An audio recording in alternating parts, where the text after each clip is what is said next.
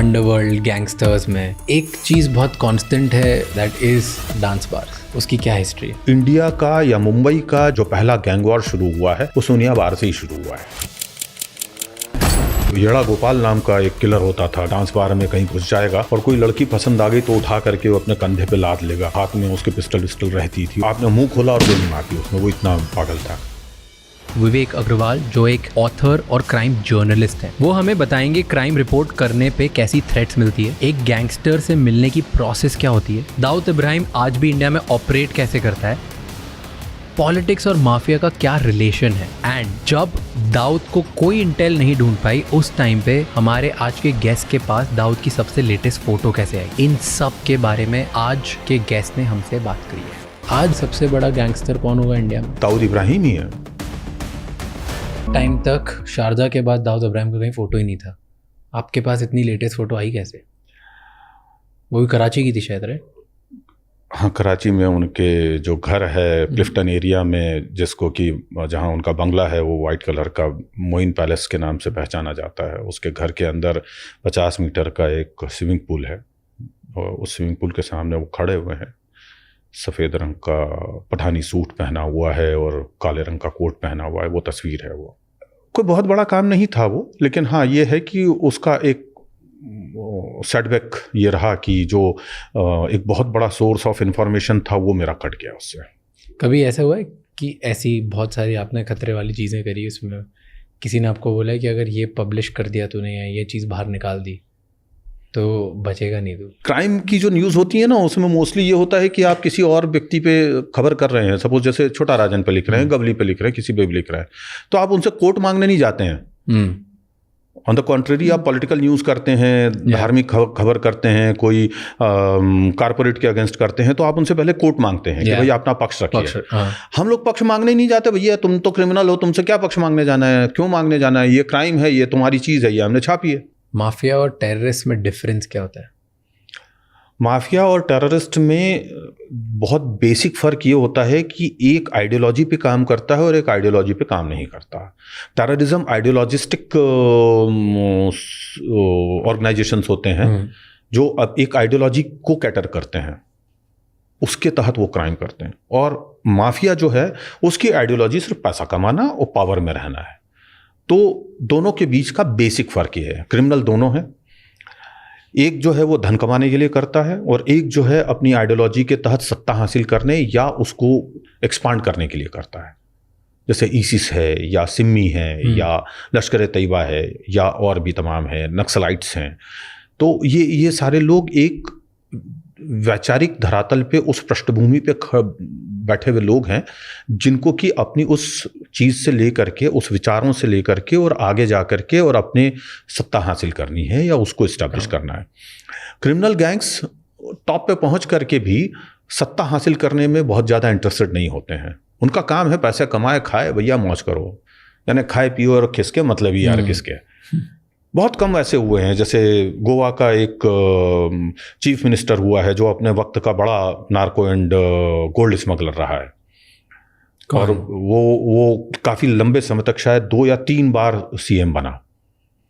तो अब तो उनकी भी शायद डेथ हो चुकी है। हाजी मस्तान ने भी ये कोशिश की थी कि वो सत्ता हासिल करे। हाजी मस्तान के ऊपर जो है मेरी बिल्कुल एक किताब आ रही है जिसमें मैंने उनका जो ये पॉलिटिकल ड्रीम था वो कैसे शुरू हुआ और कैसे परवान चढ़ा और कैसे टूटा, उसकी पूरी एक अध्याय मैंने लिखा है उसमें, इसी वजह से। आप हाजी मस्तान की बात कर रहे थे, हाजी मस्तान का क्या था पॉलिटिकल ड्रीम, कैसे स्टार्ट हुआ, क्या था? Give me a summary. Haji Mastan जो हैं उनका उतार का वक्त था और दाऊद इब्राहिम के चढ़ाव का वक्त था, और दाऊद जो है वो बहुत ही ज़्यादा एम्बिशियस, बहुत क्रूड, बहुत क्रूअल और बहुत ही ज़्यादा तेज़ी से ऊपर आने की तमन्ना और चाह रखने वाला व्यक्ति था। यंग लड़का था एकदम, और बहुत ज़्यादा एरोगेंट था। वो किसी को कुछ नहीं समझता था। उसने हाजी मस्तान और उस वक्त के जितने भी तमाम गैंग लीडर्स थे उनकी सबकी हवा निकाल दी थी अकेले बंदे ने। हालांकि उसमें उसको भी बहुत खामियाजा भुगतना पड़ा। अपने बड़े भाई की जान उसकी गई, और उसके बाद में उसने जो ब्लड शेड किया वो तो कमाल का है, दुनिया उसके बारे में सब जानती है। उसने ऐसी स्थिति कर दी कि एक वक्त में जो हाजी मस्तान के लिए रोड सरफेस ट्रांसपोर्टेशन गोल्ड का करता था वही उसके सिर पे आके बैठा। और अगर कोई व्यक्ति आकर के शिकायत कर देता था कि अरे तो आपके लड़के मुझे तंग कर रहे हैं या आप मुझे परेशान कर रहे हो, मैं हाजी भाई को शिकायत करूंगा। बोले अच्छा तू हाजी भाई को शिकायत करेगा ना, कोई बात नहीं है, 2 मिनट बैठ जरा। थोड़ी देर बाद में उसी आदमी को अंदर बुलाता था और खिड़की से बाहर दिखाता था कि तू जो आदमी को बोल रहा था ना कि जिसकी तू शिकायत करेगा, वो देखो मेरे ऑफिस के दरवाजे के बाहर खड़ा है। उसको बैठाते भी नहीं थे, उसको बाहर खड़ा रखते थे। इस बात की शिकायत खुद हादी मस्तान ने किसी व्यक्ति से की थी जिसने कि मुझे ये किस्सा बयान किया। तो वो आदमी तो बेचारा पजल हो जाता था, जो दाऊद गैंग के लोग बोलते थे या दाऊद बोलता था वो उसको मानने पर मजबूर होना पड़ता था, क्योंकि उस वक्त का जो फरिश्ता था हाजी मस्तान, वो उस वक्त वहां पर पानी भर रहा होता था। क्यों? क्योंकि डर चुका था, वो दाऊद से बूढ़ा हो चुका था, उसकी पूरी ताकत जा चुकी थी। और दाऊद इब्राहिम जो है वो गुस्सैल था, किसी को भी मार देता था। उसने हमीद को मारा, उसके बेटों को मारा और वो सब किया। दिलीप अजीज थे, उनके बेटे हमीद और एक और था, उन लोगों को ऐसे मतलब कत्लेआम मचा रखा था उसने। तो उस वक्त में इसको ये जब लग गया कि हाजी मस्तान को कि भाई अब ये सब धंधा समेट करके और पीछे हो जाने का वक्त है, और उसी समय में आपके इमरजेंसी आई और उनको जेल जाना पड़ा। जेल गए तो उनको लगा कि भैया अब तो कहानी ख़त्म हो गई है। बाहर आए तो वो जो है अपना एक उन्होंने एनजीओ खोला, उसमें लोगों की मदद करने लग गए। फिर बाद में उनको एक पत्रकार थे, उन्होंने कहा कि आप तो पॉलिटिक्स में आ जाओ, कल तक जो लोग आपके आगे पीछे डंडे लेके घूमते थे, कल वो डंडे पीछे रख करके और आपको सलाम बजाएंगे। उन्होंने कहा ये अच्छी चीज़ है। तो वो ऑर्गेनाइजेशन जो है उसको छोड़ करके एनजीओ को, और उन्होंने फिर दलित मुस्लिम माइनॉरिटी महासंघ के नाम से एक पॉलिटिकल पार्टी स्टार्ट की। उसमें उन्होंने चुनाव भी लड़े। उन चुनाव में ये होता था कि दिलीप कुमार साहब भी जाया करते थे उसमें तकरीर देने के लिए, और उसकी पार्टियों में, जुलूसों में और इन सब चीज़ों में, और बड़ी फुटफॉल होती थी, खूब भीड़ जमा होती थी, लेकिन वोट कन्वर्ट नहीं होता था। उन्होंने जितने लोग खड़े किए थे चुनाव में, उनमें से सिर्फ 2 ही लोग जीते थे, और वो दोनों ही पत्रकार थे, उर्दू रिसालों में काम करने वाले सहाफ़ी थे, वही 2 लोग जीते थे, उसके अलावा कोई नहीं। तो उनकी ये जो मंशा थी कि मैं एक पॉलिटिकल पावर बन के खड़ा हो जाऊं, पानी की तरह पैसा बहाया उन्होंने उसमें, और कुछ नहीं हुआ। लेकिन कुछ नहीं हासिल हुआ, क्योंकि लोग जो है, इस देश की जनता बड़ी समझदार भी है। वो समझती है कि मतलब ये आदमी एक क्रिमिनल रहा है या क्रिमिनल है, तो ये जब सत्ता में आएगा तो ये हो सकता है कि सत्ता का मिसयूज भी करे, इसलिए उनको करने नहीं दिया। नहीं, उसको मौका। हाजी मस्तान और दाऊद का रिलेशन कैसा था? शुरू में तो बहुत अच्छा था, बाद में खटास आती गई। क्यों स्टार्टिंग में अच्छा था रिलेशन? क्योंकि दाऊद इब्राहिम छोटा था, उसको पैसों की ज़रूरत थी। साबिर जो है वो उसको कंट्रोल में रखता था। साबिर बहुत ही समझदार, बहुत ही दुनियादार व्यक्ति था, बड़ा भाई था, और उसने वो लोगों के साथ में रिलेशन मेंटेन करने बनाने के सिलसिले में बहुत बढ़िया इंसान था। तो दाऊद जो है वो बहुत ही अति उत्साही, बहुत तुरंत गुस्से में आ जाने वाला और बिना सोचे समझे रिएक्ट करने वाला लड़का था। तो दाऊद को जो है साबिर हमेशा कंट्रोल में रख के चला करता था। जैसे ही साबिर की मौत होती है, दाऊद उच्छृंखल हो गया। दाऊद ने हर उस आदमी को चुन चुन कर मारा जिस आदमी ने कभी किसी वक्त में उसको उंगली दिखा दी हो या तू बोल दिया हो। सब याद रहा उसको, एक एक को ढूंढ, बिल्कुल एक एक को खोज खोज के चुन चुन के उसने मारा और मरवाया, और बहुतों को तो पुलिस से सुपारी दे करके एनकाउंटर में मरवाया। ये खुला तथ्य है, इसमें कोई छुपाव वाली बनाव वाली बात नहीं है। सबको पता है कि कितने ही पुलिस ऑफिसर्स जो है उसके पेरोल पे थे और उसके कहने पे एनकाउंटर किया करते थे। तो वक्त के दाऊद को ये बिल्कुल रास नहीं आता था, अरे काहे का एरिया बांटने वाला, तू कौन होता है, मैं जहां पे कदम रखूंगा वो मेरा इलाका है। किसी से डरता था दाऊद इब्राहिम? दाऊद बहुतों से डरता भी था, ऐसा नहीं है कि नहीं डरता रहा हो। जिन्ना बाई खबरी हुआ करती थी, कभी उनकी बात नहीं काटी उसने। कौन थे, क्या था? जिनाबाई खबरी जो है हमारे यहाँ की एक तरह से कह सकते हैं एक गॉड मदर के रूप में उनको इस्टेब्लिश किया जाता है। हालांकि वो एक इन्फॉर्मेंट थी बॉम्बे पुलिस की, और उनके जो खाविंद थे वो पार्टीशन के समय में चले गए पाकिस्तान। इन्होंने कहा कि तुम भी चलो, तो उन्होंने कहा नहीं, ये मुंबई मेरा शहर है, वहाँ पे तो कौन हमें जानता पहचानता है, मैं तो यहीं रहूँगी। और वो चले गए, बच्चे यहीं इनके पास छोड़ गए, ये अकेली रह गई। बच्चे की जिम्मेदारी, कभी दुनिया में जीवन में बाहर जा कर के कुछ काम नहीं किया, किसी से बोला नहीं, पर्दानशी महिला थी। तो इन्होंने बाहर आकर के जब दुनिया देखनी शुरू की तो यंग थी, बहुत सुंदर भी थी। और जब उन्होंने देखा कि दुनिया इतनी कठोर है, ख़राब है, अब क्या करूं, कैसे कमाऊं खाऊं, तो कोशिश करती रही। लेकिन जब नहीं काम हुआ तो उस समय में शराब बंदी थी, तो इन्होंने शराब की तस्करी और वो बेचना शुरू किया। फिर बाद में इनको पता चला कि नहीं, पहले चावल के ऊपर बैन था, तो चावल का काम करना शुरू किया, तो जिनाबाई चावल वाली कहलाने लगी। चावल उस वक्त जो है वो राशन में मिला करता था, यानी अगर आपके यहाँ शादी भी है तो शादी के लिए भी आपको 10 या 12-15 किलो जो है उतना ही मिलेगा कि आप 40 से ज़्यादा बाराती नहीं ला सकते या घराती नहीं हो सकते, एक शादी में इतने लोग होंगे, वो वाला चक्कर हुआ करता था। तो इनने चावल की तस्करी और ब्लैक मार्केटिंग की। फिर बाद में इनको लगा कि इसमें इतना पैसा नहीं है, शराब में बहुत ज़्यादा है, तो शराब का काम किया। शराब का करते करते इनका बड़ा वाइड नेटवर्क हो गया, क्रिमिनल्स के साथ रिश्ते हो गए, हाजी मस्तान से हो गए, करीम लाला से हो गए, यूसुफ से हो गए, और वो लोग सब इनकी बड़ी इज्जत करते थे। पुलिस वालों से इनके बड़े अच्छे ताल्लुकात हो गए, ये पुलिस को इन्फॉर्मेशन देने लगी, पुलिस वालों के काम कराने लगी, तो इनका पावर बहुत बढ़ गया। दाऊद इब्राहिम के जो पिता थे, इब्राहिम कास्कर साहब, वो जिनाबाई खबरी को बड़ा मानते थे और एक तरह से राखीबंद भाई थे उनके, मुँह बोले भाई थे। तो उसकी वजह से ये उनको बुआ बोला करते थे, फूफी बोलते थे, और बड़ी उनकी रिस्पेक्ट भी करते थे, और थोड़ा एक हद तक डरते भी थे कि ये नाराज़ हो जाएंगी तो अच्छा नहीं होगा। But it's out of respect डरना हुआ ना, डर तो डर होता है, डर तो डर होता है, चाहे किसी भी तरीके का हो। बट इनको किसी का खौफ था? कोई ऐसा था जो इसको लगता था कि ये कंपटीशन है या ये बराबर की टक्कर? समद था, समद खान, उनका पूरा कंपटीशन था। अमीरजादा आलमजेब, जो दोनों पठान भाई थे, वो दोनों उनके लिए फुल कंपटीशन थे। और गैंग को तो खत्म कर दिया था ना, कर दिया था, लेकिन डरता भी तो था ना। ऐसा नहीं था कि वो मतलब उठा और मार दिया और चल दिया ना। उन लोगों को मारने करने में इसके दांतों से पसीने आ गए थे, छक्के छूट गए थे दाऊद इब्राहिम के भी। ऐसा नहीं है कि आसानी से मार दिया। और जिन दिलीप अजीज की मैं बात कर रहा हूँ, उनका बेटा जो है हमीद, और वो दूसरा, उसका नाम अभी मैं भूल रहा हूँ, वो दोनों से तो दाऊद इब्राहिम 4 बांस दूर रहता था। बहुत खतरनाक थे वो दोनों। और वो तो ऐसे थे कि उनके पास में एक बाइक हुआ करती थी 550 सीसी की। आलम ये था कि वो बाइक जब जिस रास्ते से गुजरती थी, उसके साउंड से लोगों को पता चल जाता था कि दिलीप भाई के लड़के आ रहे हैं, और रास्ते खाली हो जाते थे, डोंगरी के रास्ते खाली होते थे। वो दौर था। और उनसे इब्राहिम भी दूर रहता था उनसे। छोटा राजन को थप्पड़ मारा इसने, हमीद ने। वो किसी से नहीं डरते थे, पागल थे वो दोनों, एकदम सिरफिरे थे। एक बार तो ये मारने ही पहुंच गया था दाऊद को, तो बच गया फॉर्चुनेटली किसी कारण से। दाऊद मन्या सुरवे वगैरह से डरते थे? मन्या सुरवे को मरवाने के बारे में ये कहा ही जाता है कि दाऊद इब्राहिम की टिप थी वो।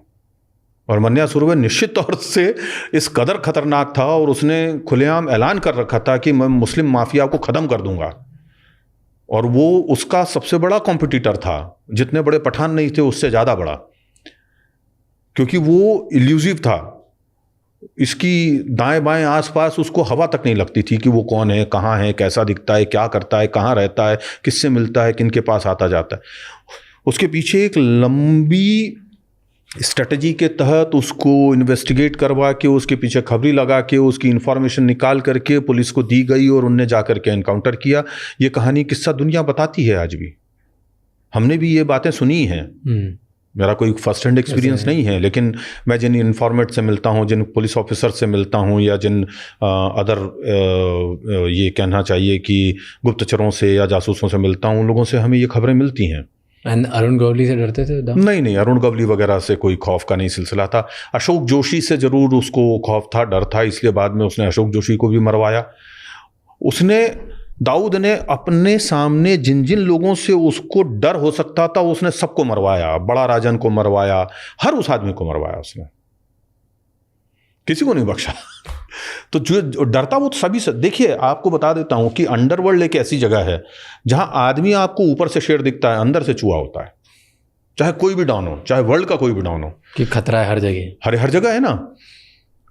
अपना ही आदमी इन्वॉल्वमेंट निकल जाए, अब कोई भी कभी भी मुंह फोड़ ले। क्यों इतनी सिक्योरिटी में रहते हैं? क्यों आप छुप करके रहते हैं? आपको सिस्टम से तो डर है ही, विरोधी गैंगों से भी डर है, आपके अपने लोगों से भी डर है। क्योंकि आप भी जिन सीढ़ियों को उलांग करके वहां पहुंचे हो या जिनको काट के आप पहुंचे हो, ऐसा हो सकता है ना कि उसी चीज को, उसी घटना को या उन्हीं बातों से और करते हैं सबक लेकर के कोई आपके साथ गेम कर जाए। वो कोई भी, ये जो सारे क्रिमिनल्स हैं, सारे डॉन्स हैं इंक्लूडिंग दाऊद, ये लोग फिजिकली स्ट्रांग थे कुछ कि पठान गैंग था, अच्छा, और बासु दादा थे, ऐसे कुछ लोग थे। दाऊद नहीं, दाऊद वगैरह सब ये सब मेरे आपके जैसे सामान्य लोग हैं। अरुण गवली बस लोग थे और इनके गन्स थी इनके पास। इनके पास करेज था, कलेजा, लड़ने का, भिड़ने का, कत्ल करवा देने का, सिस्टम से लड़ जाने का, और उसमें अपने आप को जेल अगर चला जाऊं मैं तो भी मेरा कुछ नहीं बिगड़ेगा, ये चीज़ मान लेने का वो दमखम उन लोगों में था। और एक टाइम बाद बहुत सारे क्रिमिनल्स को डेथ डिनायल सिंड्रोम हो जाता है ना, कि ऐसे बहुत सारे पुलिस वालों ने भी बताया कि जब आप बहुत बड़े बड़े गैंगस्टर के एकदम गन पॉइंट पे भी रखते हो तो भी वो हंस रहे होते हैं, क्योंकि उन्हें लगता है कि अभी भी मरेंगे नहीं वो। एक तरीके से डेथ डिनायल उनके दिमाग पे चढ़ जाती है। वो तो इमॉर्टल है, उन कहीं से भी निकल सकते हैं, इसलिए उनमें कलेजा बढ़ते जाता है। उन्हें लास्ट मोमेंट तक भी ऐसा नहीं लगता कि वो मर जाएंगे, उनको लगता है एंड में भी कह रहे अभी भी हो जाएगा, अभी कोई बचा लेगा। ये फिल्मी बातें हैं, ऐसा कभी नहीं होता।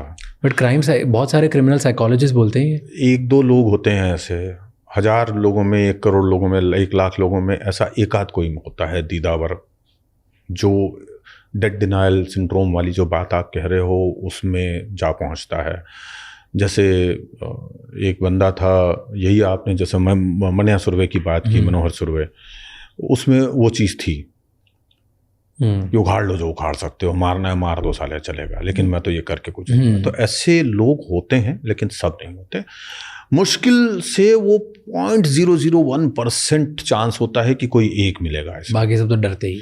हर आदमी डरता है। देखिए मृत्यु का डर होता है, परिवार के अहित का डर होता है, आपका इलाका छिन जाने का डर होता है, आपकी पूरी प्रॉपर्टी चले जाने का डर होता है। अब दाऊद को क्या बोलोगे, वाज ही अ माफिया और टेररिस्ट?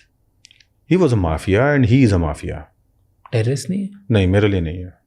क्यों? क्योंकि इसीलिए तो भगे वो, टेररिज्म का उनके ऊपर क्लेम्स हैं, दैट्स व्हाई ही लॉस्ट। आपने चार्ज लगाया है ना, प्रूव कहाँ हुआ है? चार्ज लगे हैं, it is not proved yet. क्यों आपके लिए माफिया और टेररिस्ट नहीं है? भाई आप प्रूव करो ना कि वो टेररिस्ट है।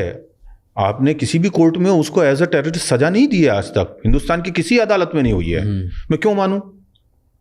माफिया है तो माफिया है, उसके तहत उसको सजाएं हुई है। तो उसकी आइडियोलॉजी की कोई लड़ाई नहीं थी? आइडियोलॉजी की लड़ाई नहीं थी, वो तो मूर्खता में वो फंस गया आईएसआई के जाल में। आईएसआई वालों ने टाइगर मेमन को पटाया कि भैया 93 का ब्लास्ट करा दो, तो दाऊद इब्राहिम को थोड़ी उन्होंने बताया था कि इतनी इंटेंसिटी का ब्लास्ट होगा, इस लेवल का होगा। उन्होंने तो कहा कि भाई कौम के ऊपर हमला हुआ था, अपनी कौम को इतना मारा है लोगों ने, कत्लेआम मचाया है, ये है वो है, और उसका बदला लेना है। और चूंकि दाऊद इब्राहिम को यहाँ की कुछ महिलाओं ने टूटी हुई चूड़ियाँ भेजी थी, या चूड़ियों के बक्से भेजे थे कि तुम ये पहन लो हाथ में, हमारे सुहाग उजड़ गए और तुम वहाँ पे बैठ करके वो कर रहे हो, तुम कौम के मुहाफिज नहीं हो। तो उसके मन में भी ये कहीं एक था कि मुझे बदला लेना चाहिए। उसे नहीं मालूम था कि ये टेरर एक्ट होगा इस तरीके का, इस लेवल का। मैंने कई जगह पे ये बात कही है, लोग मुझे इस चीज़ के लिए कोसते भी हैं कि मैं दाऊद का फेवर करता हूँ। एग्जैक्टली, मैं डिफेंड नहीं कर रहा हूँ, मैं वो सच्चाई बताने की कोशिश कर रहा हूँ जो लोग नहीं मानते या जानते। सच तो यही है। आप अगर पूरे केस की क्रोनोलॉजी देखें तो आपकी ही जो चार्जशीट है 93 ब्लास्ट की, उसमें ही ये चीज़ें लिखी हुई हैं कि फलाना फलाना मेजर था, ब्रिगेडियर था, वो लोग ऐसे शामिल थे, वहाँ का एक लोकल तस्कर था, उसने जाकर के और इन लोगों की आईएसआई से मुलाकात करवाई टाइगर मेमन की। फिर टाइगर मेमन ने छोटा शकील से इन लोगों की मुलाकात की। छोटा शकील ने कहा बिना भाई की जानकारी के ये काम नहीं हो सकता, उनकी रजामंदी ज़रूरी है। फिर उन्होंने दुबई में इन लोगों की मीटिंग ऑर्गेनाइज़ की तो दाऊद को बोला गया कि ये सब करना चाहते हैं, हम बदला लेना चाहते हैं उसका। उसने कहा कि लो, उसको तो लगा ये दंगा करेंगे, उसको ये पता ही नहीं था कि ऐसे ब्लास्ट करेंगे। यहां आकर के कहानी के दूसरा हिस्सा आ जाता है। दाऊद की जानकारी के बिना इन लोगों ने पूरा प्लान किया। इतने सारा RDX लेकर के आए पाकिस्तान से, इतने सारे ग्रेनेड्स लेकर के आए, इतनी सारी AK-47 56 आई, उनके साथ में थाउजेंड्स ऑफ एम्यूनिशन आया। उसमें से कुछ जो है यहाँ पे इस्तेमाल हुआ, कुछ मध्य प्रदेश चला गया, कुछ गुजरात चला गया। वहाँ पे आज भी वो रखा हुआ है, छुपा हुआ कई कई जगहों पे। सारा बरामद नहीं हुआ है अभी तक। और वो अभी भी वो चाहे तो रिट्राइव करके और उसका यूटिलाइजेशन कर सकते हैं। आई डोंट थिंक सो कि RDX अब इस्तेमाल हो पाएगा, लेकिन AK-47 और उसके जो कार्ट्रिजेस हैं वो अभी भी आराम से इस्तेमाल हो जाएंगी। वो खराब होने वाली चीज़ नहीं है। तो वो जो चीज़ है उसमें मेरा तो डिफेंड करने का मामला ही नहीं है। मैं तो सिर्फ हिस्ट्री का वो पक्ष आपको बताने की कोशिश कर रहा हूँ जो हमारी ह्यूमन एनार्की है, ये उसकी हिस्ट्री का एक पार्ट है जिसका एक हिस्सा लोगों को पता है। मैं दूसरा पन्ना पलट करके दिखाने की कोशिश कर रहा हूँ, दैट्स इट। बट हाईकोर्ट ने बोलते थे हाँ कि इंडिविजुअल कैपेसिटी पे Dawood Ibrahim is declare terrorist. अगर हाईकोर्ट ने बोला है तो हाईकोर्ट की बात को मैं एंडोर्स करूंगा कि हाँ वो टेररिस्ट है। अब यूं तो दाऊद इब्राहिम के टोरा वोरा की पहाड़ियों में जा करके 2 बार ओसामा बिन लादेन से मिलने का जिक्र भी आता है। लेकिन वो जिक्र आता है, do you think that's true? मुझे नहीं पता। वो मैंने भी खबर लिखी है सूत्रों के हवाले से। How much do you think Dawood Ibrahim earn करता था? जी, कितना पैसे कमाता था दाऊद इब्राहिम? दाऊद इब्राहिम जब मुंबई में था तो कमाई उसकी 1000-2000 करोड़ रुपए साल की होगी, और जब यहाँ से चले गए उसके बाद में तो उनकी कमाई बढ़ करके जो है वो मिलियंस ऑफ डॉलर्स में हो गई, क्योंकि उनका जो ग्रुप है वो डायरेक्टली फिर ड्रग्स की स्मगलिंग में जुड़ गया, गोल्ड की स्मगलिंग में बड़े पैमाने पे आ गए, ब्लड डायमंड की स्मगलिंग में आ गए, स्मॉल आर्म्स स्मगलिंग में आ गए, और उसके अलावा उन्होंने लेजिटिमेट बिजनेस जो है पूरे वर्ल्ड वाइड खड़े कर लिए। लेजिटिमेट बिजनेस कौन सी इनकम स्ट्रीम है उसकी? क्या नहीं है उनका? उनके पास एयरलाइंस हैं, उनके पास में रेडियो स्टेशन है, उनके पास में टीवी स्टेशन है, उनके पास में चेन ऑफ शॉप्स है, ग्रॉसरी शॉप्स, उनके पास में व्हीट फील्ड्स हैं, उनके पास में कंटेनर यार्ड हैं, उनके पास कंटेनर लाइनर है, उनके पास क्या बोलते हैं ये जो होते हैं होटल्स वगैरह तो हैं ही, और उसके अलावा 3 गोल्ड माइन फील्ड्स में उनके इन्वेस्टमेंट हैं नॉर्थ अमेरिका में, तो नॉर्थ अफ्रीका में सॉरी, और ऐसे बहुत सारी जगह हैं जहाँ पे उनके लेजिटिमेट कौन सी एयरलाइंस है उनकी, क्या है? नेपाल में है, ऐसे कम से कम 10-12 बिजनेसेस हैं।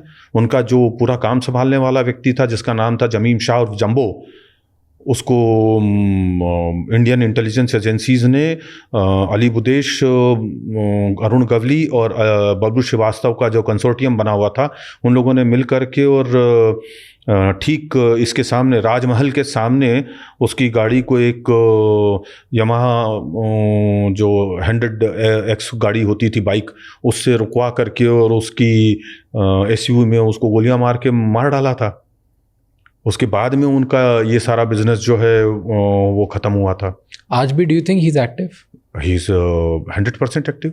दाऊद आज भी एक्टिव है? बिल्कुल एक्टिव है, और इस सारे बिजनेस कंट्रोल कर रहे हैं? बिल्कुल कर रहे हैं। Illegal legal both? हाँ बिल्कुल है। तो अब इलीगल बिजनेसेस दाऊद के इंडिया में कंट्रोल होते हैं कुछ? छोटा शकील है और उसका अनीस है, ये लोग मिल करके करते हैं जो भी काम करते हैं। क्या करते होंगे आज इंडिया में इन लोग? यही सब काम, गोल्ड की तस्करी है, दवाओं की तस्करी है, सिगरेट की तस्करी है, फिर आपके ब्लड डायमंड की स्मगलिंग है, स्मॉल आर्म्स की स्मगलिंग है। आज भी इंडिया में स्मगल हो रहा है? बिल्कुल हो रहा है, और तो बड़े पैमाने पे हो रहा है। रुकेगा कैसे? जब तक करप्शन है तब तक कुछ नहीं रुकने वाला। और एक बात ये बताता हूँ आपको, एक बात हमेशा याद रखिए, और ये बात मैंने कई फोरम्स पे कही है कि यदि पुलिस चाहे तो एक मंदिर के बाहर से एक चप्पल चोरी नहीं हो सकती। इतना बड़ा गैंग, इतने बड़े बड़े कंसोर्टियम गैंग्स के कार्टल्स, ये सब बनना इतना आसान काम नहीं है। ये इसीलिए बनते होते हैं क्योंकि आप ये होने देते हैं, आप इनको बड़ा करते हैं। पहले तो आप इनसे रिश्वत खाते हैं, इनके केसेस दबाते हैं, इनके लोगों के केसेस दबाते हैं जो गैंगस्टर्स हैं या किलर्स हैं, सुपारी किलर्स हैं। फिर जब ये लोग इतने बड़े हो जाते हैं तो फिर आप उनके खिलाफ जाने की हिम्मत नहीं जुटा पाते हैं। आज हु डू यू थिंक सबसे बड़ा गैंगस्टर कौन होगा इंडिया में? दाऊद इब्राहिम ही है, और कोई नहीं है। आज भी वो इंडिया में इतना फैला हुआ है उसका काम, और वो करता है? बिल्कुल करता है। उसके नाम को सप्रेस करने के लिए और ये दिखाने के लिए कि भाई अब एक हिंदुओं का मुहाफिज आ गया है लॉरेंस बिश्नोई नाम का, उसको उसके नाम का इस्तेमाल किया जा रहा है। वरना तो जो 2 बड़े हत्याकांड हुए हैं इस देश में, जिसपे मतलब लॉरेंस बिश्नोई का नाम आता है, जिसमें से एक मुंबई में बांद्रा में हुआ था, वो लॉरेंस बिश्नोई के लोगों का किया करवाया हुआ ही नहीं है। उसकी तो सुपारी उत्तर प्रदेश में गई थी, उत्तर प्रदेश के लड़कों ने आकर के वो किया है। लॉरेंस बिश्नोई क्यों उत्तर प्रदेश के लड़के इस्तेमाल करेगा? उसके पास में एक से एक बेहतरीन शूटर जो हैं वो हरियाणा और पंजाब के हैं, दिल्ली के हैं। उसको जरूरत नहीं है। तो ये सुपारी किसी और ने की है, नाम इसका दिया जा रहा है। क्यों हो रहा है इनका नाम? क्योंकि हमें दिखाना है कि भैया दाऊद इब्राहिम का भी कोई बाप आ सकता है इस देश में। एक फेक नैरेटिव, जो पहले हमारी बात हो रही थी, ये फेक नैरेटिव है। क्यों दिखाना है किसी को? इसलिए दिखाना है क्योंकि भाई वो मुसलमान वो है ना, क्रिमिनल डॉन, उसकी कोई इज्जत अब कोई वैल्यू नहीं बची। हिंदू डॉन है अब। जैसे एक वक्त में मन्या सुरवे को हिंदू डॉन बताने की कोशिश की, फिर उसके बाद में अरुण गवली और अमर नाइक को बनाने की कोशिश की, सक्सेसफुल नहीं हुआ। कौन है इसके पीछे? कौन इसको बड़ा बनाएगा? क्यों करेगा कोई? बनाने वाले लोग हैं, बना रहे हैं, वो चीज चल रही है। Who do you think will be there? There are some politicians, there are some intelligence officers, those who wanted to do this. Politicians और इंटेलिजेंस ऑफिसर्स चाहते हैं कि एक क्रिमिनल ख़त्म जो नहीं हुआ है उसका नैरेटिव ख़त्म करने के लिए हम एक कोई दूसरा फॉल्स नैरेटिव का एक नया क्रिमिनल बना दें। ये हमेशा होता आया है, ये आज भी हो रहा है। होता है, ये होता है, बट क्यों? Why do you think is happen? मैं वो पूछ रहा हूँ, क्या हो रहा है? क्योंकि आपको अपनी आइडियोलॉजी ऊपर लानी है, अपनी सत्ता बनानी है, उसको बनाए रखना है, लोगों के मन में खौफ पैदा करना है। देखिए आपको बताता हूं, दाऊद इब्राहिम का खौफ इतने सालों से आज भी तक फिल्म इंडस्ट्री पे छाया हुआ है। ठीक है, आज भी आप दाऊद इब्राहिम के नाम से इस फिल्म इंडस्ट्री में कुछ भी करा सकते हैं। उसके सामने लॉरेंस बिश्नोई का टेरर क्रिएट करने की कोशिश की गई, सलमान खान के पनवेल फॉर्म की रेकी करवाई, उसके घर के ऊपर गोलियां चलवाई। गोली चलाने वाले कौन निकले? यूपी के चिंदी चोर, जिनकी कोई वैल्यू नहीं, जिनकी कोई वक़्त नहीं। 5-5 हज़ार रुपये में, 50-50 हज़ार रुपये में उन लोगों को लेकर के आए। इनको खार में जो मर्डर केस हुआ बांद्रा में, उस मर्डर केस के आरोपियों को कितना पैसा मिलना था? 5-5 लाख रुपए पर हेड। वो लोग तो टिश्यू पेपर हैं, यूज एंड थ्रो। उसकी गैंग के लोग क्यों नहीं आकर के काम कर रहे हैं? क्योंकि वो लोग इन्वॉल्व ही नहीं है। और जिनको ये चीज़ करके दिखानी है, फिल्म इंडस्ट्री पे कब्जा करना है, फिल्म इंडस्ट्री के अंदर एक साइको फियर क्रिएट करना है, हमारी बात नहीं मानोगे तो हम तुम्हें मान देंगे, हमारा नैरेटिव सेट करने वाली फिल्में बनाओ, वैसी ही वेब सीरीज बनाओ, वो काम चल रहा है असल में। और यही चीज गलत हो रही है। आप एक स्टेट एक्टर बना करके या उसके नाम से एक फेक आइडेंटिटी क्रिएट करके आप उसको बड़ा बनाने की कोशिश कर रहे हैं। ये वो भस्मासुर है जो आप ही के पीछे कुछ दिनों बाद भागेगा और आप ही के सिर पे हाथ रख करके उसी आशीर्वाद का जो है वो इस्तेमाल करके और आपको भस्म करने की कोशिश करेगा, तब आप इसको मारोगे। ये सारे गैंगस्टर्स, सब माफिया छोटे छोटे लेवल पे स्टार्ट होते हैं ये, और इतने बड़े बड़े हो जाते हैं, इतने बड़े आप नाम ले रहे हो और इतना कहर हो जाता है, हर जगह हम लोग इनके बारे में बात करते हैं। ये रिक्रूट कैसे करते हैं? बहुत आसान है। कैसे? इस देश में बेरोजगारी कितनी है, अस्पतालों में आदमी इलाज के लिए परेशान हो रहा है, मैं यंग बच्चा हूँ, मेरा बाप बीमार है, माँ बीमार है, किसी को कैंसर है, किसी को कुछ है, पैसे नहीं है। अरे बेटा क्या प्रॉब्लम है, ये है। इनके रिक्रूटर घूमते रहते हैं, देखते रहते हैं परेशान ज़्यादा लोगों को, तंगहाल लोगों को, ये काम मेरा कर, तुझको पैसे देता हूँ। पैसे दे दिए, उसके बाद काम करवा लिया। मुंबई में तो एक बड़ा नामी सुपारी किलर था, मुझे अभी उसका नाम याद नहीं है, गोरेगांव वेस्ट का ही था वो। उसको एक लड़की से मोहब्बत थी, उनके परिवार के लोग जो हैं शादी के लिए राजी नहीं थे। वो गए एक कॉरपोरेटर के पास में, गोरेगांव वेस्ट के ही, जो कि खुद एक वक्त में बड़ा अंडरवर्ल्ड का क्रिमिनल था, गैंगस्टर था। उसको कहा कि भाई साहब हमारी ये शादी नहीं हो पा रही है। वो बोले इसकी ऐसी की तैसी, कोई क्या बिगाड़ता है तुम्हारा, मैं देखता हूँ, आज से मेरा तुम्हारे ऊपर हाथ है। उसने वहीं पास में अपने घर के उन दोनों को कमरा लेके रख दे दिया और तुम यहाँ पे रहो। फिर उस लड़के को धीरे से जो है एक नौकरी दिलवाई। अब वो लड़का इतना प्लीज्ड है कि एक बार जो है इस कारपोरेटर ने कहा कि जा मेरा ये काम करके आ, वो करके आया। होते होते होते उसको एक बार सुपारी दी कि ये उसको मार के आ, वो मार के आया। And he became one of the most dreaded सुपारी किलर। तो ऐसे बहुत सारे तरीके होते हैं जिनसे कि इन लोगों को जेलों में रिक्रूटमेंट होती है। और इनके रिक्रूटर अलग ही होते हैं, जैसे आपकी और हमारी कंपनियों में HR हेड्स होते हैं, वैसे इनके रिक्रूटमेंट का काम करने वाले लोग भी होते हैं। तो वो जेल में बिना किसी कारण के भी चले जाते हैं। कोई छोटा मोटा क्राइम किया, जेल चले गए, और वो बेल के लिए अप्लाई भी नहीं करेंगे, वहाँ 6 महीने, साल भर, 2 साल पड़े रहेंगे बिना बेल के, देखने के लिए, परखने के लिए लोग। और वहाँ से वो देखते हैं अच्छा साला ये बड़ा धाड़सी डकैत है, अरे क्या हुआ, अरे तू, तेरा तो केस में ऐसा दम नहीं है, तू जाता क्यों नहीं बाहर? बोले भाई पैसा नहीं है मेरे पास, मेरा वकील नहीं है, मेरे माँ बाप भी हेल्प नहीं करते, ये वो सब, उनके पास भी पैसा नहीं है। अरे कितना पैसा लगेगा, क्या है, चल छोड़ छोड़ छोड़ छोड़, मैं करवाता हूँ।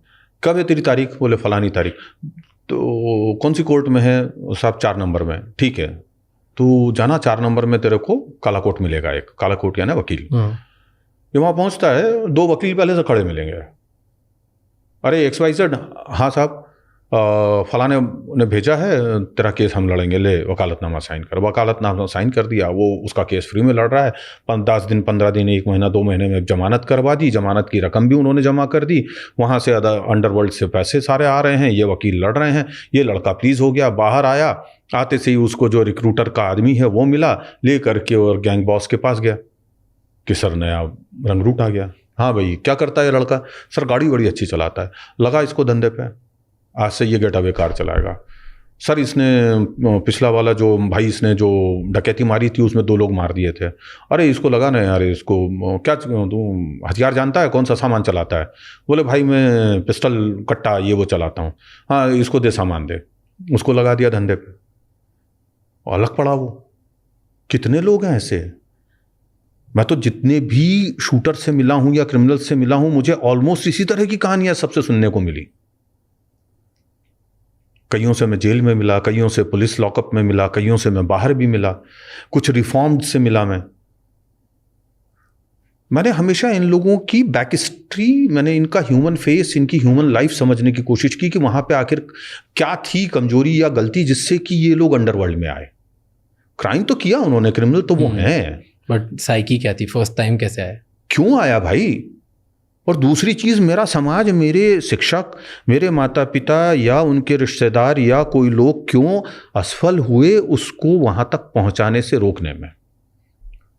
इस एस्पेक्ट पे हम लोग काम नहीं करते। हम जो कहानियाँ लिखते हैं, हम जो किताबें लिखते हैं, उसमें हम उनके सिर्फ क्राइम के बारे में लिखते हैं तो लोगों को लगता है कि आप उन्हें ग्लैमराइज कर रहे हैं, but it is not true. But why do you think कि ग्लैमराइज क्यों किया जाता है इनको कोई नहीं करता। मूवीज में करते हैं, नहीं करते, वो है ही वैसा, उनका लाइफ का स्टाइल ही वैसा है, वो उसी तरीके के ग्लैमराइज लाइफ जीते हैं। देखिए ग्लैमराइज करना में, सुनिए, ग्लैमराइज करना मैं किसको बोलूंगा, आपने अच्छी चीज याद दिलाई। गंगूबाई के ऊपर जो फिल्म बनी थी वो ग्लैमराइज करना था। क्यों, क्या गलत था उसमें? सभी कुछ गलत था। गंगूबाई कभी भी डॉन नहीं थी, पहली बात तो। वो एक उसकी छोटी सी मादाम थी ब्रॉथल की, ठीक है, ब्रॉथल कीपर थी ना। थोड़े से उसने औरतों लड़कियों के लिए एक लड़ाई की। वो लड़ाई क्यों की? क्योंकि उस जगह का से उनको अपदस्थ करके, उनको हटा करके वहां से और दूसरी जगह शिफ्ट किया जा रहा था। तो चूंकि वहां पे उनका धंधा चलता था, उस धंधे को बचाने के लिए उसने लड़ाई लड़ी थी।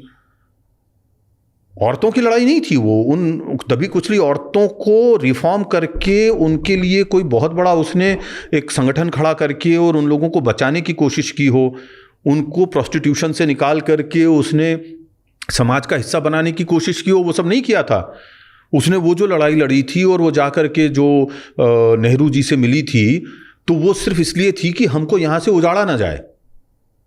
तो उसमें कौन सा महान काम हुआ? वो तो कोई बहुत बड़ी चीज नहीं हुई।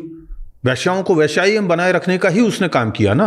और मैं उसको ग्लैमराइज करना मानता हूं। और फिल्म में जिस तरीके से दिखाया, चुनाव होता है और उस चुनाव में उसने ये किया वो किया और वो चुनाव जीत गई, ऐसा तो कभी होता ही नहीं था जो फिल्म में दिखाया है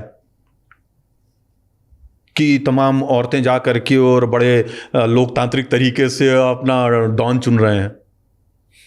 कहीं नहीं होता। डॉन हमेशा काबिज होता है। जैसे राज्य में सत्ताएं जो है वो हथियाई जाती हैं। जहांगीर ने उसको मारा या औरंगजेब ने उसको मारा, अपने भाई को मारा या बाप को मारा और कब्जा किया। हमारे हिंदू जो राजा सो कॉल्ड कहे जाते हैं, उनने भी ये कत्लेआम मचाए हैं अपने परिवारों में, रनिवासों में, और इसमें बड़े ये सब कत्लेआम हुए। तो वो काबिज होता है इंसान। ये जो चीज़ है ये अंडरवर्ल्ड में चलती है। तो और उनकी लाइफ स्टाइल आप देखेंगे ना तो आप बोलेंगे कि अरे यार ये तो वाकई बड़ा कमाल है। अब हाजी मस्तान की लाइफ स्टाइल आप देखिए, क्या थी? बड़ा शानदार। पूरा सफेद शर्ट पैंट, जूते, घड़ी का पट्टा, चश्मे का फ्रेम, हर चीज सफेद होती थी। हिंदुस्तान में सफेद रंग के कपड़े पहनने का जो असल फैशन आया है, खासतौर से क्राइम वर्ल्ड में, उसका क्रेडिट सिर्फ हाजी मस्तान को जाता है। लेकिन जब वो फिल्म इंडस्ट्री में आया और जब वो ये सब काम कराने लगा, उसने बेहतरीन ब्लैक कलर के सूट बनवाए अपने लिए। आप उसकी तस्वीरें देखिए, वो कामदेव का अवतार दिखता है उसमें। लड़कियां औरतें मरी जाती थी उसके ऊपर, समझे आप। और मुस्लिम नहीं, हिंदू और लड़कियां भी उसके ऊपर मरी जाती थी। कितनी उसकी दोस्त थी। मेरी जो ये किताब है मस्तान, उसमें हमने पूरा का पूरा वो सारे जिक्र किए हैं इन चीज़ों के। और वो कोई भी पढ़ेगा तो अचरज में आ जाएगा। हमने तो तस्वीरें तक छापी हैं उन लड़कियों की जिनसे उसके रिश्ते रहे। सोना और उसकी उम्र के बीच में कितना फासला था। सोना ने ऐसे ही थोड़ी शादी कर ली उससे। अच्छा, मूविंग ऑन, एक चीज़ बहुत कांस्टेंट है अंडरवर्ल्ड, गैंगस्टर्स, माफिया, आज के क्रिमिनल्स में और सारे जो बैड एक्टर्स है, that is bar, dance bars. क्यों है वो एक ही अड्डा, क्यों है जहाँ से कांस्टेंट, उसकी क्या हिस्ट्री है? डांस बार जो है उसका इतिहास करीब करीब 40-50 साल पुराना है। सोनिया बार नाम का एक बार था जहाँ से ये कहानी शुरू हुई, नारीमन पॉइंट से। वो जो उसके पार्टनर्स थे उसमें से एक को लगा कि अरे यार बार में अच्छी इनकम वगैरह नहीं हो रही है तो क्या करें। तो उन्होंने कहा कि लड़कियों को वेट्रेस रखते हैं। जब लड़कियों को वेट्रेस रखने लगे तो ग्लैमर आ गया, तो लोग वहाँ ज़्यादा आने लगे। फिर उसको लगा कि यार बिजनेस और भी बढ़ सकता है, कुछ और करते हैं। तो फिर उसने ऑर्केस्ट्रा डाला। ऑर्केस्ट्रा के कारण भीड़ और बढ़ चली। फिर उसे एक दिन लगा कि यार और भी कुछ करते हैं, तो उसने डांसर्स जो है उनको हायर किया और डांस करवाने लगा।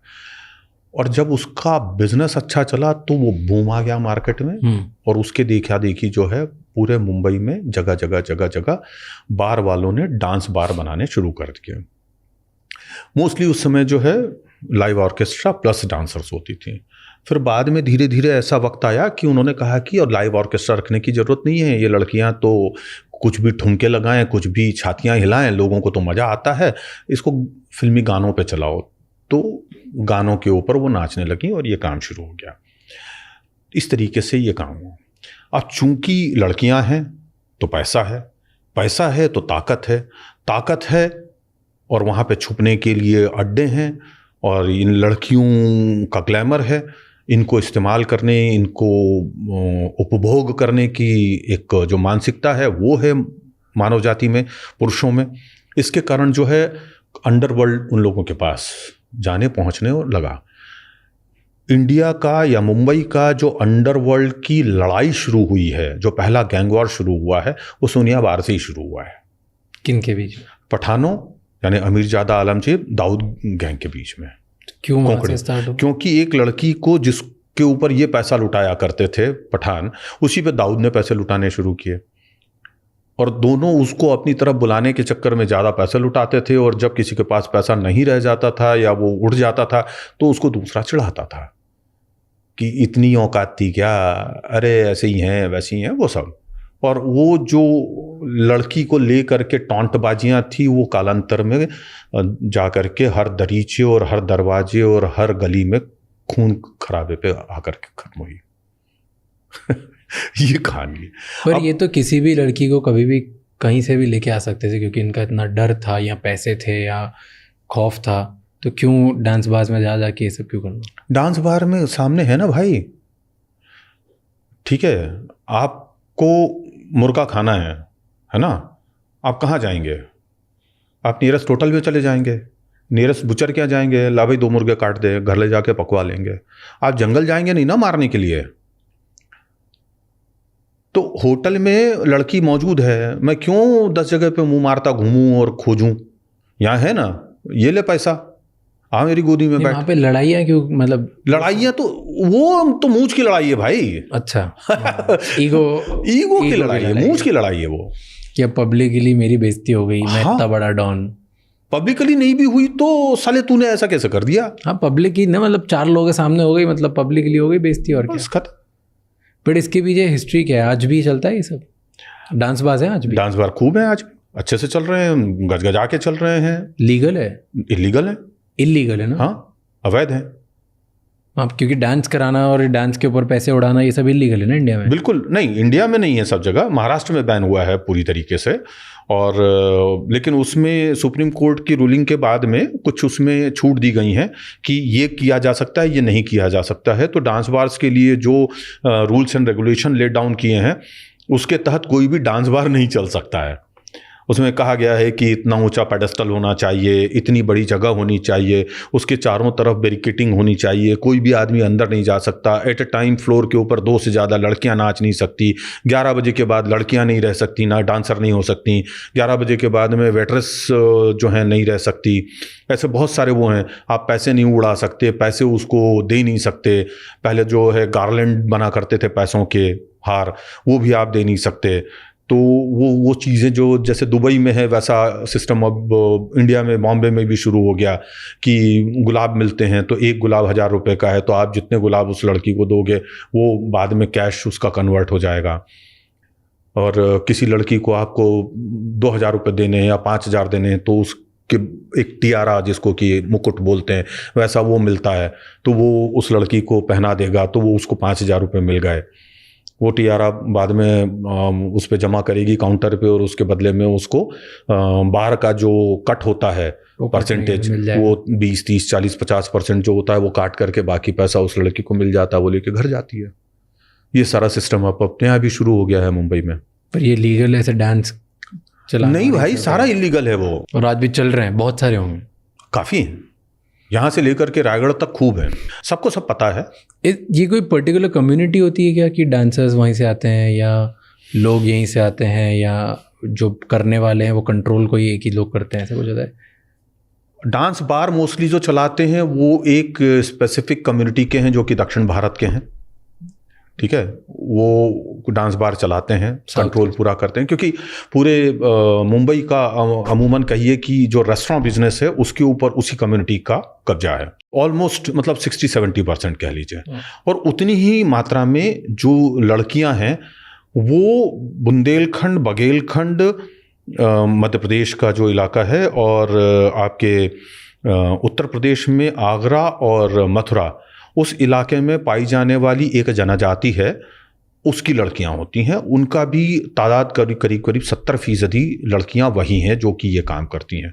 वो एक खास जनजाति है जो 800 सालों से उनकी बेटियां जो हैं यही धंधा करती हैं, और डांस का, नृत्य और वेश्यावृत्ति। वहाँ पे बेटे, बाप और भाई अपने ही घर की कुंवारी बेटी बहन से के दलाल के रूप में काम करते हैं और उनसे धंधा करवाते हैं।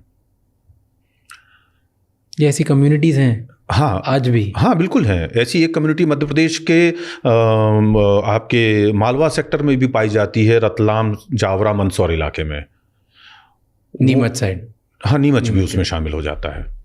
वो पूरा जो अपना निमाड़ का बेल्ट है, निमाड़, वहाँ पर वो भी एक कम्युनिटी पाई जाती है। और ये हाईवे नंबर 36 जो है उसके दोनों तरफ तो इनका बड़ा सेटलमेंट है। हर आपको आधा 1 किलोमीटर पे 500-1000 मीटर के ऊपर इनके 10-10, 15-15 घरों के सेटलमेंट मिलेंगे। वहाँ पे जहाँ भी 2, 4, 6 ट्रक खड़े हुए हैं और छोटे छोटे घर बने हुए हैं, ये मान के चलिए कि ये इस कम्युनिटी का इलाका है जहाँ पर कि वो ट्रक चलाने वाला जो बंदा है वो हल्का होने गया है, वो लड़की के साथ समय बिताने गया है। एंड ये उन्हीं के घर वाले बेचते हैं? हाँ, ये उनके परिवार। लेकिन वहाँ पे एक नियम है कि लड़की जब तक कुंवारी रहेगी तब तक प्रोस्टिट्यूशन करेगी। जिस दिन उसकी शादी हो जाएगी वो प्रोस्टिट्यूशन करना छोड़ देगी, और जो प्रोस्टिट्यूशन करने वाली लड़कियां हैं उनकी देखभाल करना, उनके खाने पीने का इंतज़ाम करना, उनके कपड़े लत्तों का, उनके मेकअप का, उनकी वेलबींग का सारा काम जो है फिर ये विवाहित तो महिलाएँ करती हैं। वो घर की कमाने वाली स्त्री होती है, लड़की होती है, इसलिए उसका ध्यान, उसका सब चीज़ें जो हैं एक कमाने वाले पुरुष के जैसा किया जाता है। वहाँ पे पुरुषों को बहुत वो नहीं है, हालांकि पुरुष वहाँ के सब इस कम्युनिटी के कामचोर और तंबाकू खाने पीने वाले, दारू पीने वाले और इस तरह के ही लोग होते हैं। वो सिर्फ हाँ, वो खाना पीना और वक्त खराब करना, जुआ खेलना, समय खराब करना, यही सब चीज़ों में। कालांतर में कभी ऐसा हुआ करता था 800-1000 साल पहले, जब ये कृषक कम्युनिटी हुआ करती थी, कृषक समाज होता था, लेकिन जो बाद में धीरे धीरे इस चीज़ में आ गया। जिस कम्युनिटी की मैं बात कर रहा हूँ उनका इतिहास ताजमहल से जुड़ा हुआ है। ताजमहल जो है जब उसका निर्माण हो रहा था तो वहाँ के मजदूर जो है वो बहुत आपस में लड़ा करते थे, शराब पिया करते थे और बहुत उत्पात मचाया करते थे, क्योंकि उनके पास में मनोरंजन का कोई साधन नहीं होता था, उनके पास में अपना सेक्सुअल फ्रस्ट्रेशन निकालने का कोई साधन नहीं होता था। तो ये जो कम्युनिटी है इनके लोगों को बुंदेलखंड के इलाके से उठा करके, बघेलखंड के इलाके से उठा करके, और वहाँ पे जो ताजमहल के आसपास के 22 गांव थे उनके बीच बीच में 6 गांवों के अंदर इनको बसाया गया। और उन 6 गांव में जैसे एक गांव है तो उस आसपास के 4-6 गांव जो हैं उनके जो लेबर्स होते थे वो वहाँ आते थे, और वो लड़कियाँ जो हैं वहाँ पे रात में नाचा करती थीं। और जब वो नाचती थीं तो वो एक ख़ास किस्म का नृत्य जो है उसका फॉर्म तैयार हो गया, और उस फॉर्म को बाद में जो है राई नृत्य कहा जाने लग गया। राई नृत्य जो है उस कहलाने के पीछे एक कहानी ये कही जाती है कि उस वक्त मैदान में वो नाचा करती थीं, और जिस जगह वो नाचती थी उसको वो लोग अखाड़ा बोलते हैं। हम कुश्ती करने वाली जगह को अखाड़ा कहते हैं, लेकिन यहाँ पर वो लोग उसको अखाड़ा कहते हैं। तो उसमें एक मृदंगिया होता है जो मृदंग बजाता है, एक लड़की जो है वो नाचती है। उसमें नियम ये होता था कि लड़कियाँ जो हैं पूरे कपड़े पहनती थीं नीचे से ऊपर तक, इवन उनके जो अंदर पाँव भी जो होते थे वो भी सलवार जो है, टाइट सलवार पहनी हुई होती थी, और उनकी जो चुनरी होती थी वो वक्षस्थल से भी नीचे तक आती थी। और वो जब नाचती थी और जो फिरन करती थी, जब चक्रियाँ लेती थी, उस वक्त में कभी कभी थोड़ा सा उसका चेहरा दिख जाता था, बस उतने में ही लोगों को मज़ा आ जाता था। और ये जब नाचती थी तो उस समय में 2 मशालची जो है मशाल लेकर के लड़की के आगे आगे घूमते थे। सिक्योरिटी नहीं, ताकि उसकी रोशनी में लोगों को नाच देखने का मौका मिले। और वो जो मशाल होती थी वो मशाल में जो बना करती थी वो राई के तेल से और राई की जो खली होती थी वो डाल करके बना करती थी, इसलिए वो नाच राई नाच के रूप में कहलाने लगा। दूसरी एक उसके बारे में ये कहानी कही जाती है कि ये जो राई नृत्य है वो चूंकि नृत्य जो है वो घूम करके किया जाता है, उसके कारण उसका नाम जो है वो राई पड़ गया। इसके ऊपर मैंने एक पूरी की पूरी किताब लिखी है, अगले जन्म बेड़नी ना कीजो। तो ये जो लड़कियां जो नृत्य करती थीं या प्रोस्टिट्यूशन करती थी, जो वो होती थी, उनको बेड़नी कहा जाता था, और जो काम छोड़ देती थी जो शादीशुदा हो जाती थी फिर वो बेड़नी नहीं कहाती थी। तो ये जो कम्युनिटी है अब उसके अंदर काफ़ी चेंजेस आ रहे हैं। उन लोगों ने बहुत सारा मतलब जो है अपनी ज़िंदगी में चेंजेस कर ली है। कुछ लोग जो है अच्छे जॉब में चले गए हैं, कुछ लड़कियां जो हैं अच्छे कामों में चली गई हैं, नौकरियां कर रही हैं, बिजनेस कर रहे हैं लोग, खेती किसानी भी कर रहे हैं लोग। लेकिन जो प्राचीन परंपरा है उसके तहत भी काम चल रहा है। ये आज तक क्यों चल रहा है? आज क्या माइंडसेट होता होगा लोगों का? उस ज़माने में तो मे बी या तो काम नहीं होता होगा या फोर्स होता होगा आसपास के लोगों को, फोर्सफुली कुछ करते, किसी ना किसी रीज़न से उस ज़माने में चालू हो गए जो इतने सालों पहले हो गए चालू। आज क्यों करते हैं? दुनिया का सबसे पुराना और सबसे बड़ा प्रोफेशन आपको मालूम है क्या है? प्रोस्टिट्यूशन, सबसे पुराना। और आप इसी एक धंधे को कभी खत्म नहीं कर सकते कहीं से। यूएसए ने भी बैन किया था, लेकिन उसका कितना नेगेटिव इम्पैक्ट उनकी इकोनॉमी पे आया था, सोशल लाइफ पे आया था, वो देखने के बाद में उन्होंने वो बैन हटाया। हमारे भी देश में ऑफिशियली बैन है प्रोस्टिट्यूशन, लेकिन उसको बंद करवाने में हमारा सिस्टम रुचि नहीं रखता। उसका रीज़न ये है कि जो सेक्सुअल हंगर है उसको वेंट आउट करने के लिए, उस डिमांड को पूरा करने के लिए इनका होना ज़रूरी है समाज में, ये माना जाता है। तो इसलिए उनको छूट दी जाती है कि वो लोग अपना चुपचाप करते रहें, लड़ाई झगड़ा ना करें, कोई दंगा फसाद ना करें, बस अपना काम करें। क्योंकि यदि जो माइग्रेटेड लेबर है, माइग्रेटेड वर्कर्स हैं या कोई और लोग हैं, सेलर्स हैं, वो लोग अगर उनकी सेक्सुअल हंगर पूरी नहीं होगी तो वो समाज में आती जाती हर लड़की, हर स्त्री के ऊपर हाथ डालेंगे। तो उससे बचाने के लिए ये व्यवस्था एक तरह से आंख मूंद करके जारी रखी जाती है, इसको रोका नहीं जाता। तो वो तब भी चल रही थी, वो आज भी चल रही है, और अगले 1000-2000 साल या जब तक पृथ्वी के ऊपर मानव है तब तक ये व्यवस्था जारी रहेगी। बट सी, जिसकी इच्छा हो रही है खुद करना है, इसमें एंटर करना है, दैट्स देयर चॉइस। माँ बाप कैसे बेचते हैं? वो कैसे करते हैं? वो तो चूंकि उनकी ब्लड स्ट्रीम में, उनके डीएनए में शामिल हो गया, उनके माइंडसेट में वो शामिल है ना। अच्छा, तो उन्हें गलत लगता ही नहीं, तो उनको वो गलत लगता ही नहीं है। अब मैं कितनी ही ऐसी लड़कियों से मिला हूं या कितनी महिलाओं से मिला हूं जो अपनी बेटियों को करवाती हैं वो काम, उनको दर्द नहीं होता। हालांकि मैं ऐसी भी स्त्रियों से मिला हूं जिन्होंने अपनी बेटियों को इस धंधे में उतरने ही नहीं दिया, उन्होंने जान भी दी है, लेकिन अपनी बेटियों को।